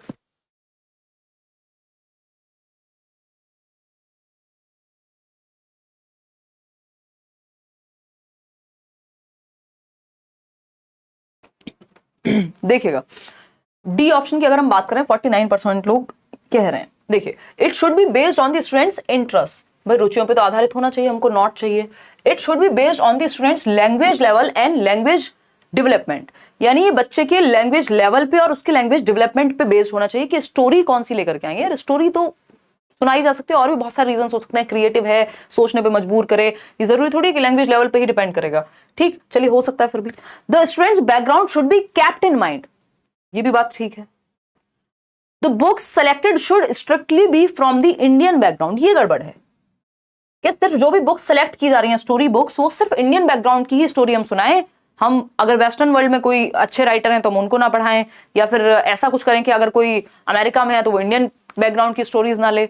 स्टोरीज हैं तो वो अलग अलग फॉर्मेट की होंगी, अलग अलग देश की, अलग अलग संदर्भ की होंगी, तो वो अच्छा है, ठीक है ना। It should be based on the students language level and language development, ये बात सही थी, हम इसको नेगेटिवली लेकर के जा रहे थे कि स्टूडेंट्स के लैंग्वेज लेवल के आधार पे, यानी 6th क्लास का बच्चा है तो उसको एक तरह की स्टोरी सुनाई जाती है, जब बच्चा 2nd क्लास में होगा तो अलग तरह की स्टोरीज होती है। मछली जल की रानी है, वो मछली जल की रानी है, 10वीं क्लास में नहीं रहती ना, तो ये एक बात हो गई। D option is the right answer, जो कि गलत है, और जो गलत है वही सही है क्योंकि पूछा ही गलत है, नॉट लिखा हुआ था ऊपर, ये हमको ध्यान रखना पड़ेगा। Selected should be strictly from the Indian background, वो गड़बड़ हो जाएगा। क्वेश्चन नंबर 24 देखिएगा एक बार, क्वेश्चन नंबर 24 देखिएगा और समझिएगा, फटाफट से जवाब देंगे। अभी हमारे पास इतने ही क्वेश्चंस और हैं, मतलब हम करेंगे कितने, इंग्लिश पेडागोजी, इसके बाद इंग्लिश पेडागोजी का मैराथन ही होगा। ज़्यादा लोग इंग्लिश पेडागोजी भरते नहीं है पेपर में, क्योंकि हिंदी मीडियम का जो है बोलबाला है, जो कि होना भी चाहिए भारत में। देखिएगा एक बार, फटाफट से जवाब दीजिएगा। अगर हम बात करें किस चीज की, ए ऑप्शन 36% लोग कह रहे हैं, देखिए समझते हैं। अगर हम बात करें, a learner shows her reading ability by a critical appreciation of an unseen text that is 1 stage above her cognitive level, this resonates with, ये क्वेश्चन घुमा फिरा के हर बार पूछा जाता है, हर बार, ठीक। अगर हम देखें तो यहाँ पे कहा जा रहा है कि एक बच्चा है जो reading ability, a learner shows her reading ability by a critical appreciation of an unseen text, यानी जो एक अनसीन पैसेज आपके सामने आएगा, जो रीडिंग कॉम्प्रिहेंशन है वो उसने देखा और वो उसको क्रिटिसाइज कर रही है। मान लीजिए न्यूज़पेपर में कोई आर्टिकल पढ़ा फॉर द फर्स्ट टाइम और आप अपने व्यू पॉइंट्स दे रहे हैं उस पे, है ना, that is 1 stage above her cognitive level, यानी एक बच्चा है 6th क्लास का और कोई 9th-10th की स्टोरी है मान लीजिए, थोड़ा ज्यादा हो गया, 7th क्लास की स्टोरी है मान लीजिए, या थोड़ा सा उसकी एज से हल्का सा ही एक लेवल ऊपर अगर कोई स्टोरी है, तो ये किस बारे में बात कर रहा है? स्टीफन क्रेशन को याद कीजिए, वो किसकी बात करते हैं? कॉम्प्रिहेंसिबल इनपुट की बात करते हैं। स्टीफन क्रेशन की अगर हम बात करें तो वो कॉम्प्रिहेंसिबल इनपुट की बात करते हैं। कॉम्प्रिहेंसिबल इनपुट क्या होता है? +1 दिया जाना चाहिए, यानी बच्चे का जो करंट लेवल है, जो उसको आज आता है, उससे एक ऊपर +1, है ना? क्या करेंगे? +1, ठीक। ना तो -1 कर देंगे या जितना आता है उससे भी आसान देंगे तो बोर हो जाएगा, जो आता है उसी लेवल पे रखेंगे तो आगे नहीं बढ़ पाएगा। तो हल्का सा डिफिकल्टी लेवल बढ़ा करके देते हैं। जैसे जो ये क्वेश्चन है आज आपको हल्के से डिफिकल्ट लग रहे होंगे, कई लोगों को ज्यादा लग रहे होंगे जिन्होंने बिल्कुल पढ़ाई नहीं करी पहले से, कोई बात नहीं, मैराथन देख लेना यार, ठीक। कॉम्प्रिहेंसिबल आउटपुट नहीं, इनपुट कहते हैं इसको। मॉनिटर हाइपोथेसिस तो होती है जब आपका दिमाग खुद ही, आपने कुछ बोल दिया और आपको लग रहा है यार गलत बोल दिया, इसका प्रोनाउंसिएशन ये नहीं होता, यानी एक मॉनिटर है, एक मॉनिटर हाइपोथेसिस है जो काम कर रही है। नेचुरल ऑर्डर होता है कि आप लिसनिंग, स्पीकिंग, रीडिंग, राइटिंग ये सब एक नेचुरल फॉर्म में सीखते हैं, एक्वायर करते हैं लैंग्वेज को, अगर मैं कहूं तो। क्वेश्चन नंबर 25 देखिएगा, ये क्या कहता है? When we create opportunities for our learners to learn language through other subjects, यानी जब हम बच्चों को अवसर दे रहे हैं कि वो भाषा को सीखें दूसरे सब्जेक्ट्स के माध्यम से, यानी वो साइंस पढ़ रहे हैं तो भी लैंग्वेज को सीखें, वो आर्ट्स एंड क्राफ्ट्स पढ़ रहे हैं तब भी वो लैंग्वेज को सीखें, म्यूजिक पढ़ रहे हैं, म्यूजिक की भी किताब होती है ना, म्यूजिक पढ़ रहे हैं तब भी वो लैंग्वेज को सीखें, है ना? तो हर एक सब्जेक्ट से वो लैंग्वेज को भी सीखने का मौका उनको मिल रहा है। तो in addition to the scheduled language lesson is called, यानी जो लैंग्वेज लेसन है, जो लैंग्वेज की क्लास है, उसके अलावा हर सब्जेक्ट से वो लैंग्वेज सीख रहे हैं, तो इसको क्या कहेंगे? अभी थोड़ी देर पहले तो बात की थी, लैंग्वेज एक्विजिशन होता है जब नेचुरली आप बिना किताब के एक माहौल से ही सीख जा रहे हैं, उसको आप एक्विजिशन कहते हैं। तो वो तो यहाँ बनेगा नहीं क्योंकि सब्जेक्ट्स की बात आ गई, सब्जेक्ट्स की बात होगी तो इसका मतलब लैंग्वेज लर्निंग हो रही है, एक्विजिशन तो घर पे होता है, ठीक। लैंग्वेज इंटीग्रेशन, लैंग्वेज कॉम्प्रिहेंशन, ऐसा नहीं एक्विजिशन बाहर नहीं हो रहा, बट मेजरली ये आंसर तक पहुंचने का एक आसान तरीका है। Language across curriculum, language comprehension नहीं, इसको लैंग्वेज अक्रॉस करिकुलम कहते हैं। LAC शुरुआत में ही बात की थी, जब आप अदर सब्जेक्ट्स के थ्रू लैंग्वेज सीख रहे हैं या लैंग्वेज के थ्रू अदर सब्जेक्ट्स पढ़ रहे हैं, तो ये लैंग्वेज अक्रॉस करिकुलम है, जिसको आप करिकुलम के सभी सब्जेक्ट्स में सीख रहे हैं। आगे बढ़ेंगे क्वेश्चन नंबर 26 पर। क्या कह रहा है question number 26? In language assessment diagnostic test are administered to, यानी लैंग्वेज असेसमेंट में, भाषा के आकलन में डायग्नोस्टिक टेस्ट मतलब निदानात्मक परीक्षण, जिससे पता लगाया जा सके कि गैप कहां है, उसके बाद हम रेमेडियल टीचिंग देंगे। बताइएगा फटाफट से, ये CCE का ही पार्ट है, अगर आप याद रख पा रहे हैं तो। अब थोड़ी स्पीड बढ़ाएंगे क्योंकि अब आसान से क्वेश्चन लग रहे होंगे कंपैरेटिवली, क्योंकि अब टॉपिक्स रिपीट होना आपके शुरू हो गए, बस क्वेश्चन पूछने का तरीका बदल गया है। बात सही है नहीं? आज तो नहीं अटक रही भाई क्लास, ये अटक रही है यार थोड़ी, तो पता नहीं बफरिंग कब जिंदगी से जाएगी, देखिएगा एक बार। बहुत बढ़िया, कुछ तो समस्या है। हाँ थोड़ी तो प्रॉब्लम है, देखो होगी रिजॉल्व, ये भी इस बार ऐसे ही मैनेज करेंगे। 76% लोग ए जवाब दे रहे हैं। In language assessment diagnostic test are administered to find out deficiencies of the students with a view to plan remedy. बिल्कुल सही बात है कि आप डेफिशिएंसी, कमी कहाँ है, गैप कहाँ है, वो आप पता करते हैं डायग्नोस्टिक टेस्ट से, और उसके बाद रेमेडी प्लान करते हैं, है ना? व्यू टू प्लान रेमेडी, कि रेमेडी दी जा सके, कहाँ बच्चे में कमी है उसको ठीक किया जा सके, बच्चे में मतलब सीखने में कमी है। Assess the suitability of a candidate for specific programme, ऐसा नहीं है किसी को छांटने के लिए कि इस काम के लिए इस बच्चे को निकालना है इसलिए टेस्ट ले रहे हैं। प्रोफिशिएंसी नहीं है कि कोई कैंपस प्लेसमेंट दी जा रही है, किसी को नौकरी मिल रही है तो टेस्ट लिया जा रहा है, वो वाला टेस्ट नहीं है, कोई इंटरव्यू नहीं है, ठीक है ना? क्लियर बात है? हाँ देखिएगा नेक्स्ट क्या है, जज the students capabilities to use language, यानी कि बच्चों की कैपेबिलिटीज को जज करना, जी नहीं। आंसर क्या होगा? ए ऑप्शन, डेफिशिएंसी का आप पता लगा रहे हैं।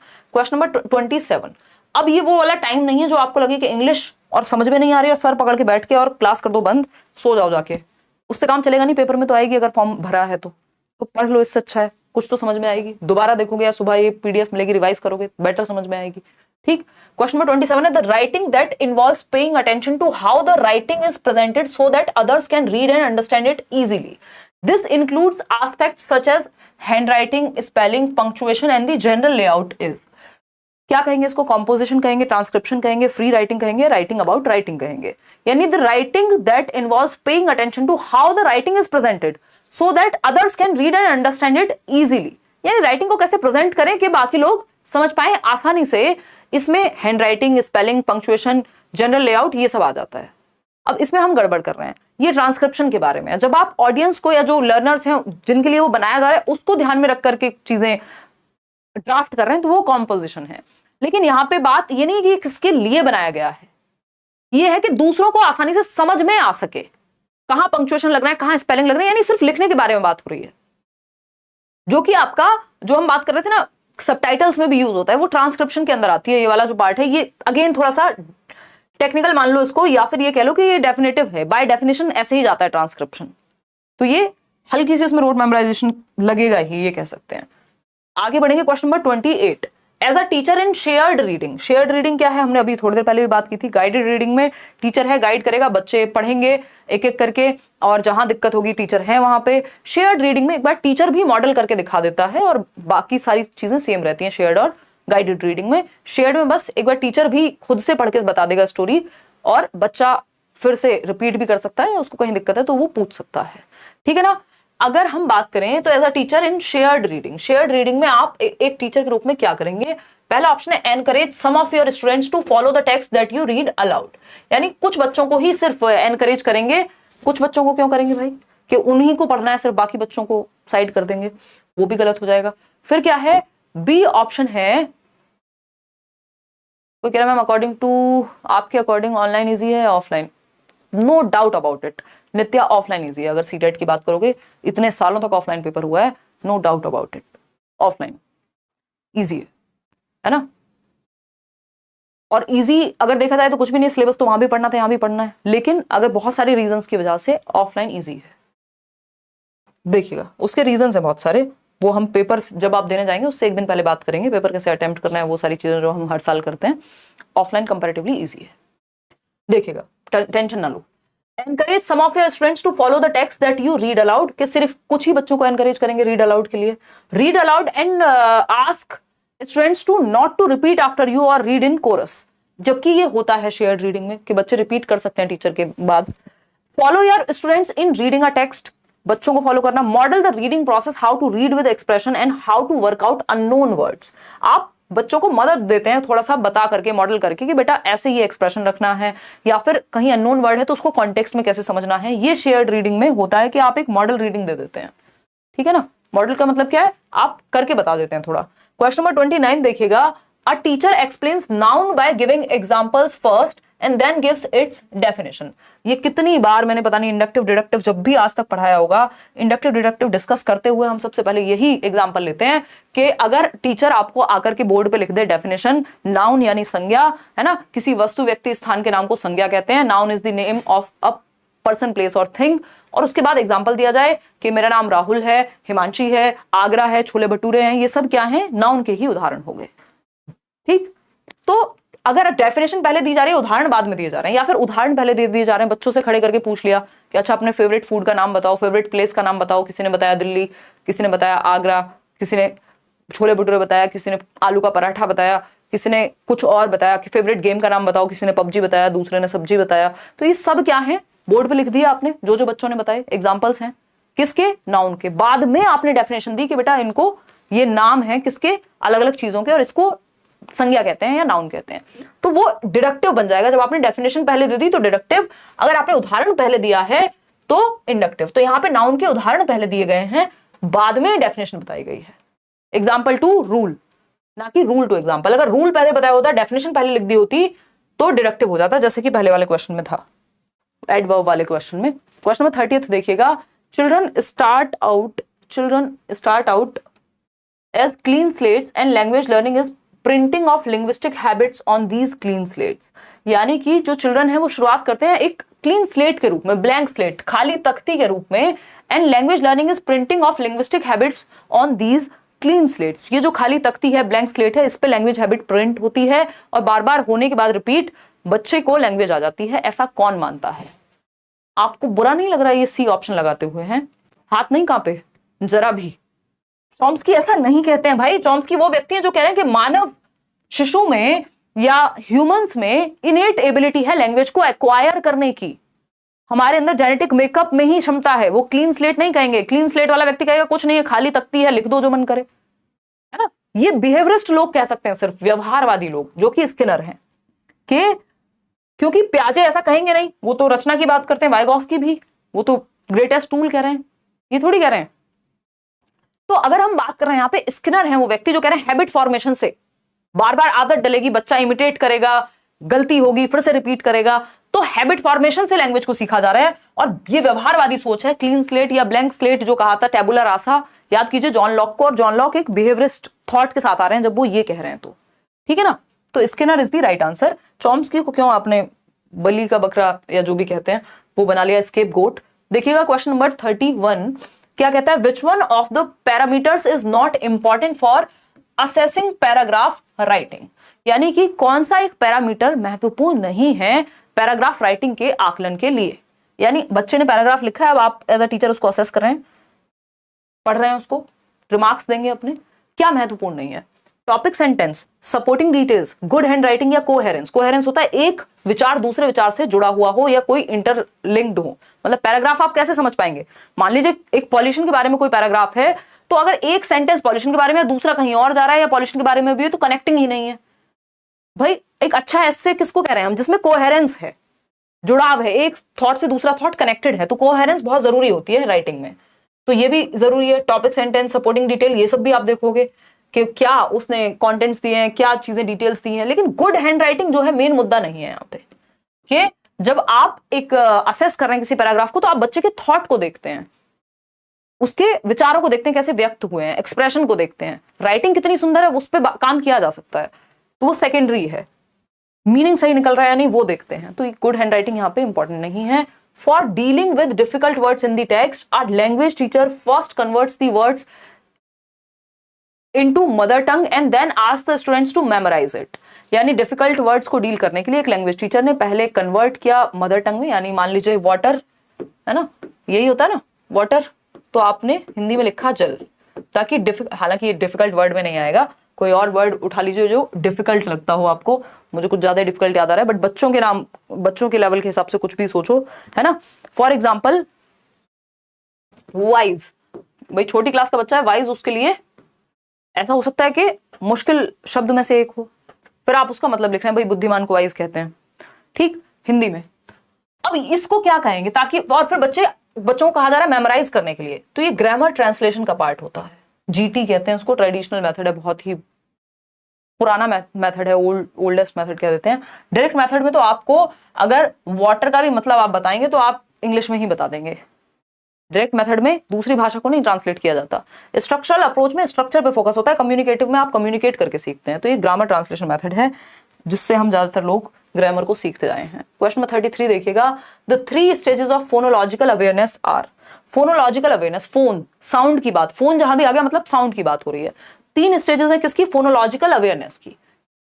फोनोलॉजिकल अवेयरनेस की 3 स्टेजेस हैं, यानी साउंड से संबंधित बात हो रही है। कौन सी 3 स्टेजेस होंगी, sounds, pitch, tone, syllables, words और सेंटेंसेस, है ना, सिलेबल्स, राइम्स और फोनीम्स। देखिए वर्ड्स और सेंटेंसेस की बात हो रही है और हमको यहाँ साउंड पकड़ना है, जहां पे भी साउंड से संबंधित बात हो, सिलेबल्स, रिदम, राइम्स और phonemes, depth, speed, rhythm.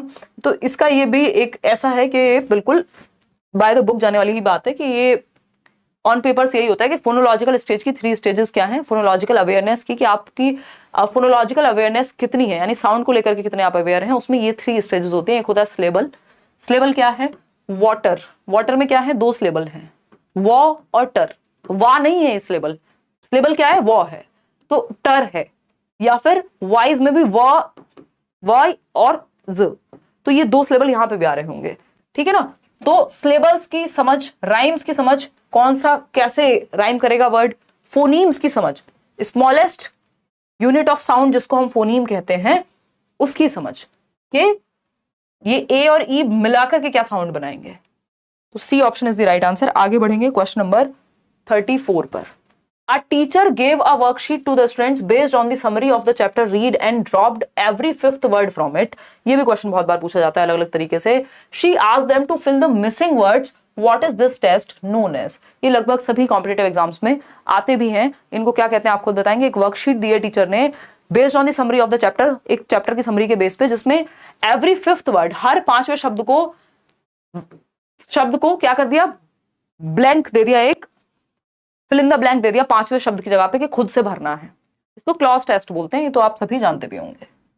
Clause test बोलते हैं, क्योंकि एक समरी के फॉर्म में दिया, सिर्फ कुछ अलग अलग से नहीं दे दिए ताकि फिल इन द ब्लैंक इसलिए नहीं कहेंगे क्योंकि सिर्फ 5 सेंटेंस नहीं दे दिए, वो एक स्टोरी है जिसके बीच में से वर्ड्स को गायब किया है।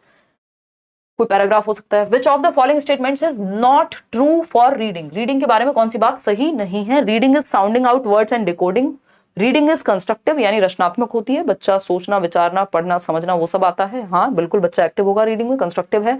Reading is the ability to read process and understand the text, यानी बच्चा रीड करेगा प्रोसेस करेगा जो भी पढ़ा है उसको, आप एक नॉवल भी पढ़ रहे हैं एक किताब भी पढ़ रहे हैं तो आप प्रोसेस करते हैं, पढ़ते हैं फिर प्रोसेस करते हैं, आपके दिमाग में वो चीज प्रोसेस होती है, समझते हैं उस चीज को। Reading is the ability to understand the meaning author is trying to convey, reading में सबसे महत्वपूर्ण जो चीज है वो मीनिंग ही है। अगर आपने अच्छे से पढ़ लिया, डिकोड कर दिया, साउंड अच्छे से निकाल दी, प्रोनाउंस कर दिया, रीड कर दिया बढ़िया से, लेकिन मीनिंग समझ नहीं आया तो कोई वैल्यू नहीं है उसकी फिर। तो रीडिंग में मीनिंग सबसे इंपॉर्टेंट है। तो reading is sounding out words and decoding, ये बात एकदम गलत है कि सिर्फ आप पढ़ लेते हैं और डिकोड कर देते हैं फिर आप चतुर रामलिंगम बन जाएंगे 3 इडियट्स वाली मूवी के, कि जिसको मीनिंग का पता ही नहीं है, जिसके लिए वो कंस्ट्रक्टिव ही नहीं है, जिसने प्रोसेस ही नहीं किया दिमाग में, बस पढ़ते चले गए, तो ये रीडिंग नहीं होती। ए ऑप्शन गलत है रीडिंग के बारे में और यही सही है क्योंकि पूछा ही गलत था। क्वेश्चन नंबर 36 देखिएगा फटाफट से। A language teacher gives a task to identify adjectives used for the main character in the story to her 5th graders, this reading activity is, एक लैंग्वेज टीचर ने एक टास्क दिया है आइडेंटिफाई करने का कि जो कोई एक स्टोरी हो सकती है, प्राइम मिनिस्टर के बारे में हो सकती है, किसी और चीज के बारे में हो सकती है, जो भी मेन कैरेक्टर है, मान लीजिए हैरी पॉटर के बारे में है, ठीक। तो अगर हम बात करें अब उस मेन कैरेक्टर के बारे में जो एडजेक्टिव्स हैं यानी जो उसकी विशेषताएं हैं, है ना, विशेषण बोलते हैं ना हिंदी में, तो विशेषताएं बताएंगे वो शब्द हो गए। तो एडजेक्टिव्स के बारे में क्या है, वो एडजेक्टिव्स निकाल के रखने हैं बच्चों को उस मेन कैरेक्टर के बारे में कि भाई ऑनेस्ट है, वो लकड़हारे वाली कहानी ले लो कि ये तो ऑनेस्ट था भाई, लॉयल था, फलाना था, ये था वो था, तो ये क्या है, एडजेक्टिव्स हो गए कि विशेषताएं हैं उस व्यक्ति की। ये इंटेंसिव रीडिंग में आएगा, एक्सटेंसिव में आएगा, स्किमिंग में आएगा या कोलैबोरेटिव रीडिंग में आएगा। अब ऐसा तो नहीं है ना बच्चों को ग्रुप में निकालने को कहा है शब्दों को, या कोलैबोरेटिवली रीड कर रहे हैं वो ग्रुप में बैठ के एक दूसरे की सहायता कर रहे हैं जहां दिक्कत आ रही है। स्किमिंग में आपसे समरी पूछी जा सकती है, किसी एक पर्टिकुलर वर्ड का मीनिंग स्कैनिंग में पूछा जाता है, स्पेसिफिक वर्ड की अगर हम बात कर रहे हैं। एक्सटेंसिव रीडिंग होती है एंजॉयमेंट के लिए, घर पे जाके बच्चा गर्मियों की छुट्टी में अपना कोई नॉवल पढ़ रहा है, कुछ और स्टोरी बुक पढ़ रहा है एंजॉयमेंट के लिए, लेकिन यहाँ पे मीनिंग पे भी फोकस है।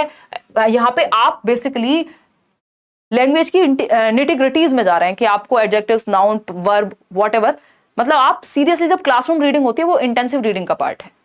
जब आप सीरियसली पढ़ रहे हैं, किसी चीज को गहनता से जानने की कोशिश कर रहे हैं तो वो इंटेंसिव रीडिंग है। जब आप मजे के लिए पढ़ रहे हैं तो वो एक्सटेंसिव रीडिंग है, प्लेजर के लिए पढ़ना। क्वेश्चन नंबर 37 देखिएगा। Which of the following statement is true for enhancing pronunciation skills in children, बच्चों में जो उच्चारण है उसको बेहतर करने के लिए क्या करें?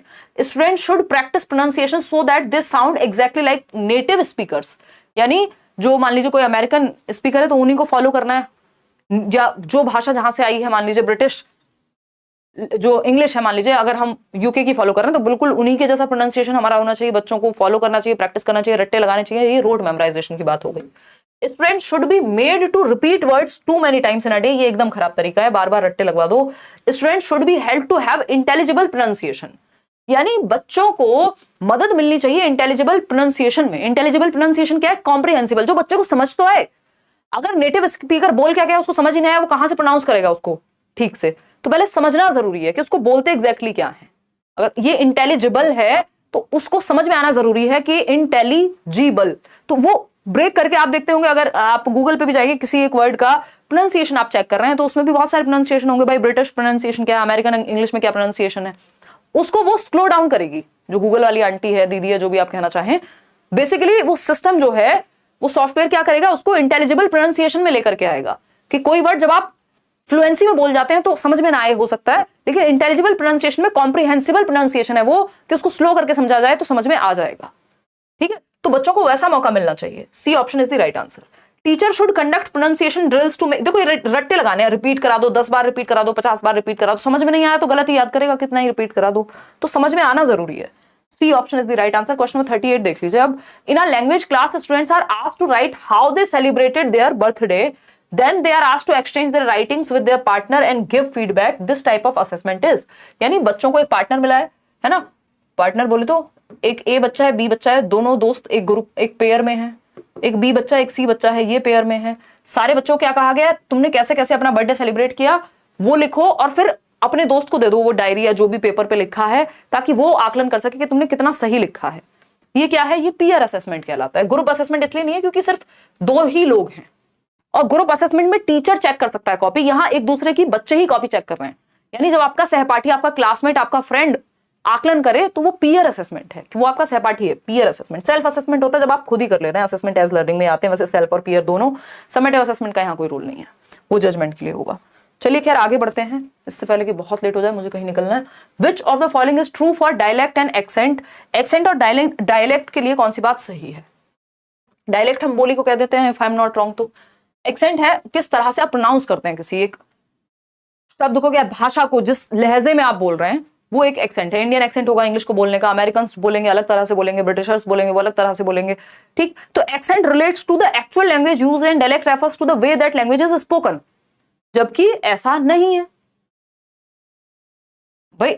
जो एक्सेंट है वो लैंग्वेज, स्पोकन लैंग्वेज के बारे में है, जबकि देखा जाए तो accent refers to colloquial words and phrases that often reflect identity and dialect refers to the way the language is spoken। यानी कि जो accent है वो रेफर करता है colloquial words को। colloquial words होते हैं आपके जो सामान्य भाषा में लोकली जो वर्ड यूज हो रहे होते हैं, देसी तरीके से कह लो आप, एक तरह से जो सामान्य भाषा में जो लोकली जिन वर्ड्स को हम यूज कर रहे हैं उनको colloquial कहते हैं। जबकि accent ऐसा नहीं है, जो colloquially आप यूज कर रहे हैं वो डायलेक्ट है, वो बोली है ना। अगर हम बात करें dialect relates to the actual language used and accent refers to the way that language is spoken. बात एकदम सही है। डायलेक्ट में कैसे आप यूज कर रहे हैं उस लैंग्वेज को। हिंदी में ही अगर आप जाएंगे तो देश भर में अलग अलग तरीके से अलग अलग डायलेक्ट्स में बोली जाएगी वही भाषा, है ना। और अगर हम बात करें एक्सेंट की, तो वो जो लहजा है, the way the language is spoken, वो एक्सेंट है। Dialect refers to the colloquial words and phrases. अब जो व्यक्ति जिसका एक्सेंट ही वैसा है, मान लीजिए कोई भोजपुरी टच वाला एक्सेंट है, तो वो हिंदी भी बोलेगा तो वो, या इंग्लिश भी बोलेगा तो वो उसी टच के साथ बोलेगा, उसी लहजे में बोलेगा। तो accent is about the way you speak the language, ठीक। तो वो जरूरी हो गया। अगर हम बात करें dialect refers to colloquial words and phrases that often reflect identity and accent refers to the technical vocabulary. Technical वो जरूरी नहीं है, एक्सेंट लहजा है जस्ट एक। तो C option is the right answer. आगे बढ़ेंगे नेक्स्ट क्वेश्चन पे। नेक्स्ट क्वेश्चन क्या है? Question number 40। A teacher can make her students effective speakers. एक टीचर जो है इफेक्टिव स्पीकर बना सकता है बच्चों को, यानी वो अच्छे वाचनकर्ता बन सकते हैं। कैसे बताइएगा एक बार। मॉक टेस्ट प्रीवियस क्वेश्चन करने के बाद 125 से ज्यादा आ रहे हैं, मुझे 140 अबव लाने हैं ma'am, please solution. Tamanna 125 plus आ रहे हैं ना, जो मॉक टेस्ट में मार्क्स आते हैं उससे जनरली ज्यादा ही नंबर आपके पेपर में आते हैं, क्योंकि मॉक टेस्ट कई बार टेढ़े मेढ़े बना दिए जाते हैं, थोड़े डिफिकल्ट बना दिए जाते हैं। वो होता ही है, वो कोई कितना भी कहे कि हम सेम लेवल पे बना रहे हैं, बट थोड़ा बहुत लेवल इधर उधर जाता ही है मॉक टेस्ट का। तो प्रीवियस ईयर में देखो कितने आ रहे हैं, कोई एक सेट ऐसा उठाओ जो पहले ना किया हो, उससे ज्यादा आइडिया लग पाएगा।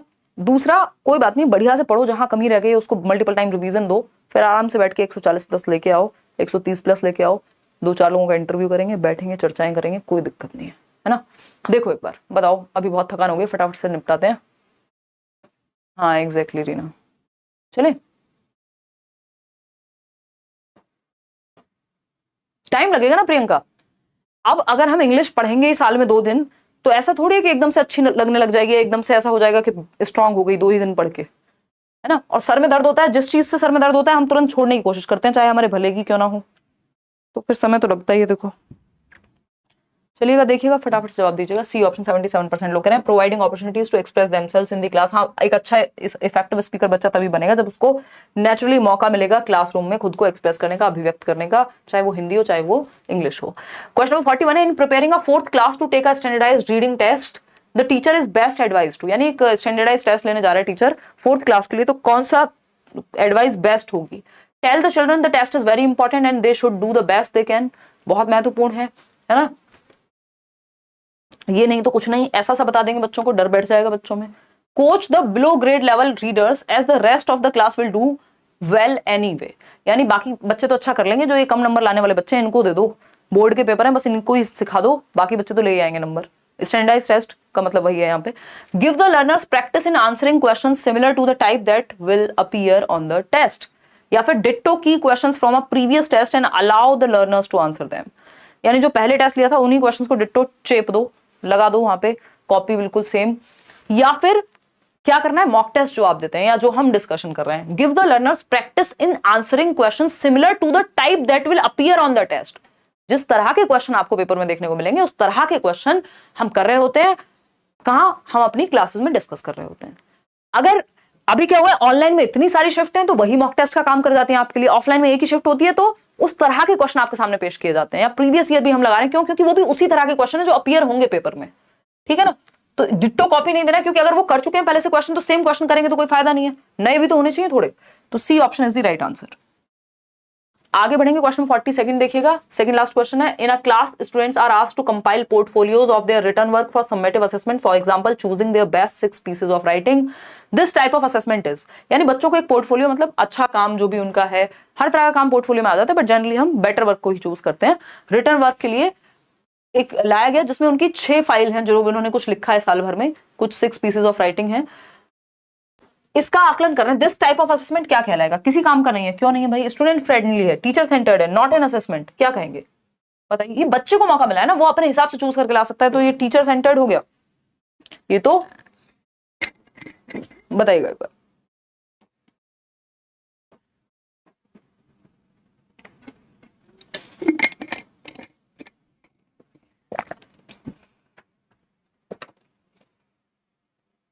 स्टूडेंट फ्रेंडली है, टीचर सेंटर्ड कैसे हो गया? बफरिंग नहीं हो रही मैम, किसी किसी के में हो रही है, नेटवर्क प्रॉब्लम है। हाँ, आपके एंड पे भी नेटवर्क प्रॉब्लम हो सकती है।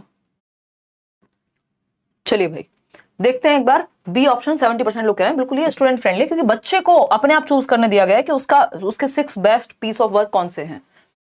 क्वेश्चन नंबर 43 देखिएगा, इसके बाद एक और क्वेश्चन है। Teacher is incorporating examples of students home language into the classroom, this will, यानी टीचर इनकॉर्पोरेट कर रहे हैं, शामिल कर रहे हैं एग्जांपल्स को बच्चों के घर में जिस भाषा में वो एग्जांपल्स यूज होते हैं, है ना। A teacher is incorporating examples of students' home language into the classroom, this will, यानी इंग्लिश की टीचर है मान लीजिए, या किसी भी सब्जेक्ट की टीचर है, जो बच्चे के घर में जिस भाषा का प्रयोग होता है वो उस भाषा में एग्जाम्पल को लाने की कोशिश कर रहे हैं क्लासरूम, मदर टंग को इंक्लूड कर रहे हैं कुल मिला के। तो इससे एडिशनल लिंग्विस्टिक लोड आ जाएगा बच्चे पे? नहीं, मदर टंग तो हेल्प करती है। Help students to write a report, report write करने में मदद मिलेगी। Create a language rich classroom, ये बात एकदम सही है कि जो भाषिक रूप से समृद्ध कक्षा बनेगी, जहां एक पॉजिटिव इंपैक्ट आएगा बच्चों के सीखने पे, क्योंकि उन्हें एक्सेप्टेंस महसूस होगी, वो कनेक्टेड फील करेंगे, उन्हें समझ में भी अच्छे से आएगा, इंटरेस्ट भी बच्चे का बढ़ेगा क्योंकि वो उनकी भाषा में बात हो रही है। तो create a print rich classroom and thus have a positive impact on students learning outcome, सिर्फ लर्निंग आउटकम पे ही फोकस होगा। Create a language rich classroom and thus have a positive impact on students learning, सिर्फ outcome पे नहीं, learning पे। तो C option हमारे पास ज्यादा बेटर है अगर हम कंपेयर करें डी से, क्योंकि लर्निंग आउटकम में सिर्फ नंबर अच्छे आएंगे, लर्निंग आउटकम का मतलब वो हो गया, जबकि हम ओवरऑल लर्निंग की बात कर रहे हैं। तो सी ऑप्शन। क्वेश्चन नंबर 44 देखिएगा, होपफुली ये लास्ट ही होगा। During a writing activity in class, teacher asks students to brainstorm on the theme of writing given to them, this is a strategy for dash stage of the writing process. मतलब during a writing activity in class, teacher asks students to brainstorm on the theme of writing given to them. मतलब क्या हुआ? Again एक मुद्दा है, एक topic दिया है पोल्यूशन, भाई प्रदूषण पे आपको कुछ लिखना है, ठीक है। अब ये राइटिंग शुरू हुई, या एक राइटिंग की क्लास में एक्टिविटी शुरू हुई, टीचर ने कहा एक काम करो, पहले ब्रेनस्टॉर्म कर लो। ब्रेनस्टॉर्म क्या? बच्चे ग्रुप में बैठ करके या अपने दिमाग पे आप जोर डाल रहे हैं, आइडियाज सोच रहे हैं उस चीज के बारे में, कि इस टॉपिक के बारे में सोचो क्या क्या पता है तुमको, फिर लिखना। ये प्री राइटिंग एक्टिविटी है, रिव्यूइंग नहीं है, प्री राइटिंग एक्टिविटी है। अभी राइटिंग हुई कहां है? ड्यूरिंग अ राइटिंग एक्टिविटी, यानी क्लास शुरू हुई है अभी, या एक प्रोसेस शुरू हुआ है उस चीज का, चल रहा है मान लिया। Teacher ask students to brainstorm on the theme of writing given to them. जो भी उनको एक थीम मिला है, किसी बच्चे को पॉल्यूशन मिला होगा, किसी बच्चे को कुछ और मिला होगा, है ना, और जो थीम उनको मिला है उस पर ब्रेनस्टॉर्म करने को, उसके बारे में सोचने को कहा है, सीधा लिख देने को नहीं कहा है। मतलब लिखने से पहले जो एक्टिविटी है सोचने की, ब्रेनस्टॉर्मिंग, वो प्री राइटिंग एक्टिविटी में आएगी। जो प्रीवियस नॉलेज है उनकी, उसको एक्टिवेट करने वाली बात है। तो ये रिव्यू तो तब होता है ना जब लिख चुके होते हैं और तब सोच रहे होते हैं कि क्या क्या लिख दिया मैंने। जब आप पेपर कर चुके हैं फिर आप चेक कर रहे हैं, अच्छा ये हो गया, ये हो गया। जब आप लिखने से पहले सोच रहे हैं, ब्रेनस्टॉर्म कर रहे हैं, बैठ करके आइडियाज सोच रहे हैं, तो वो प्री राइटिंग एक्टिविटी में आएगा, ठीक है ना। ये ड्राफ्टिंग नहीं, ड्राफ्टिंग तो आप प्रॉपर जब बना रहे हैं वो फॉर्मेट और वो सब, पब्लिशिंग तो हो ही गया लास्ट में। तो A option is the right answer, pre writing activity है ये।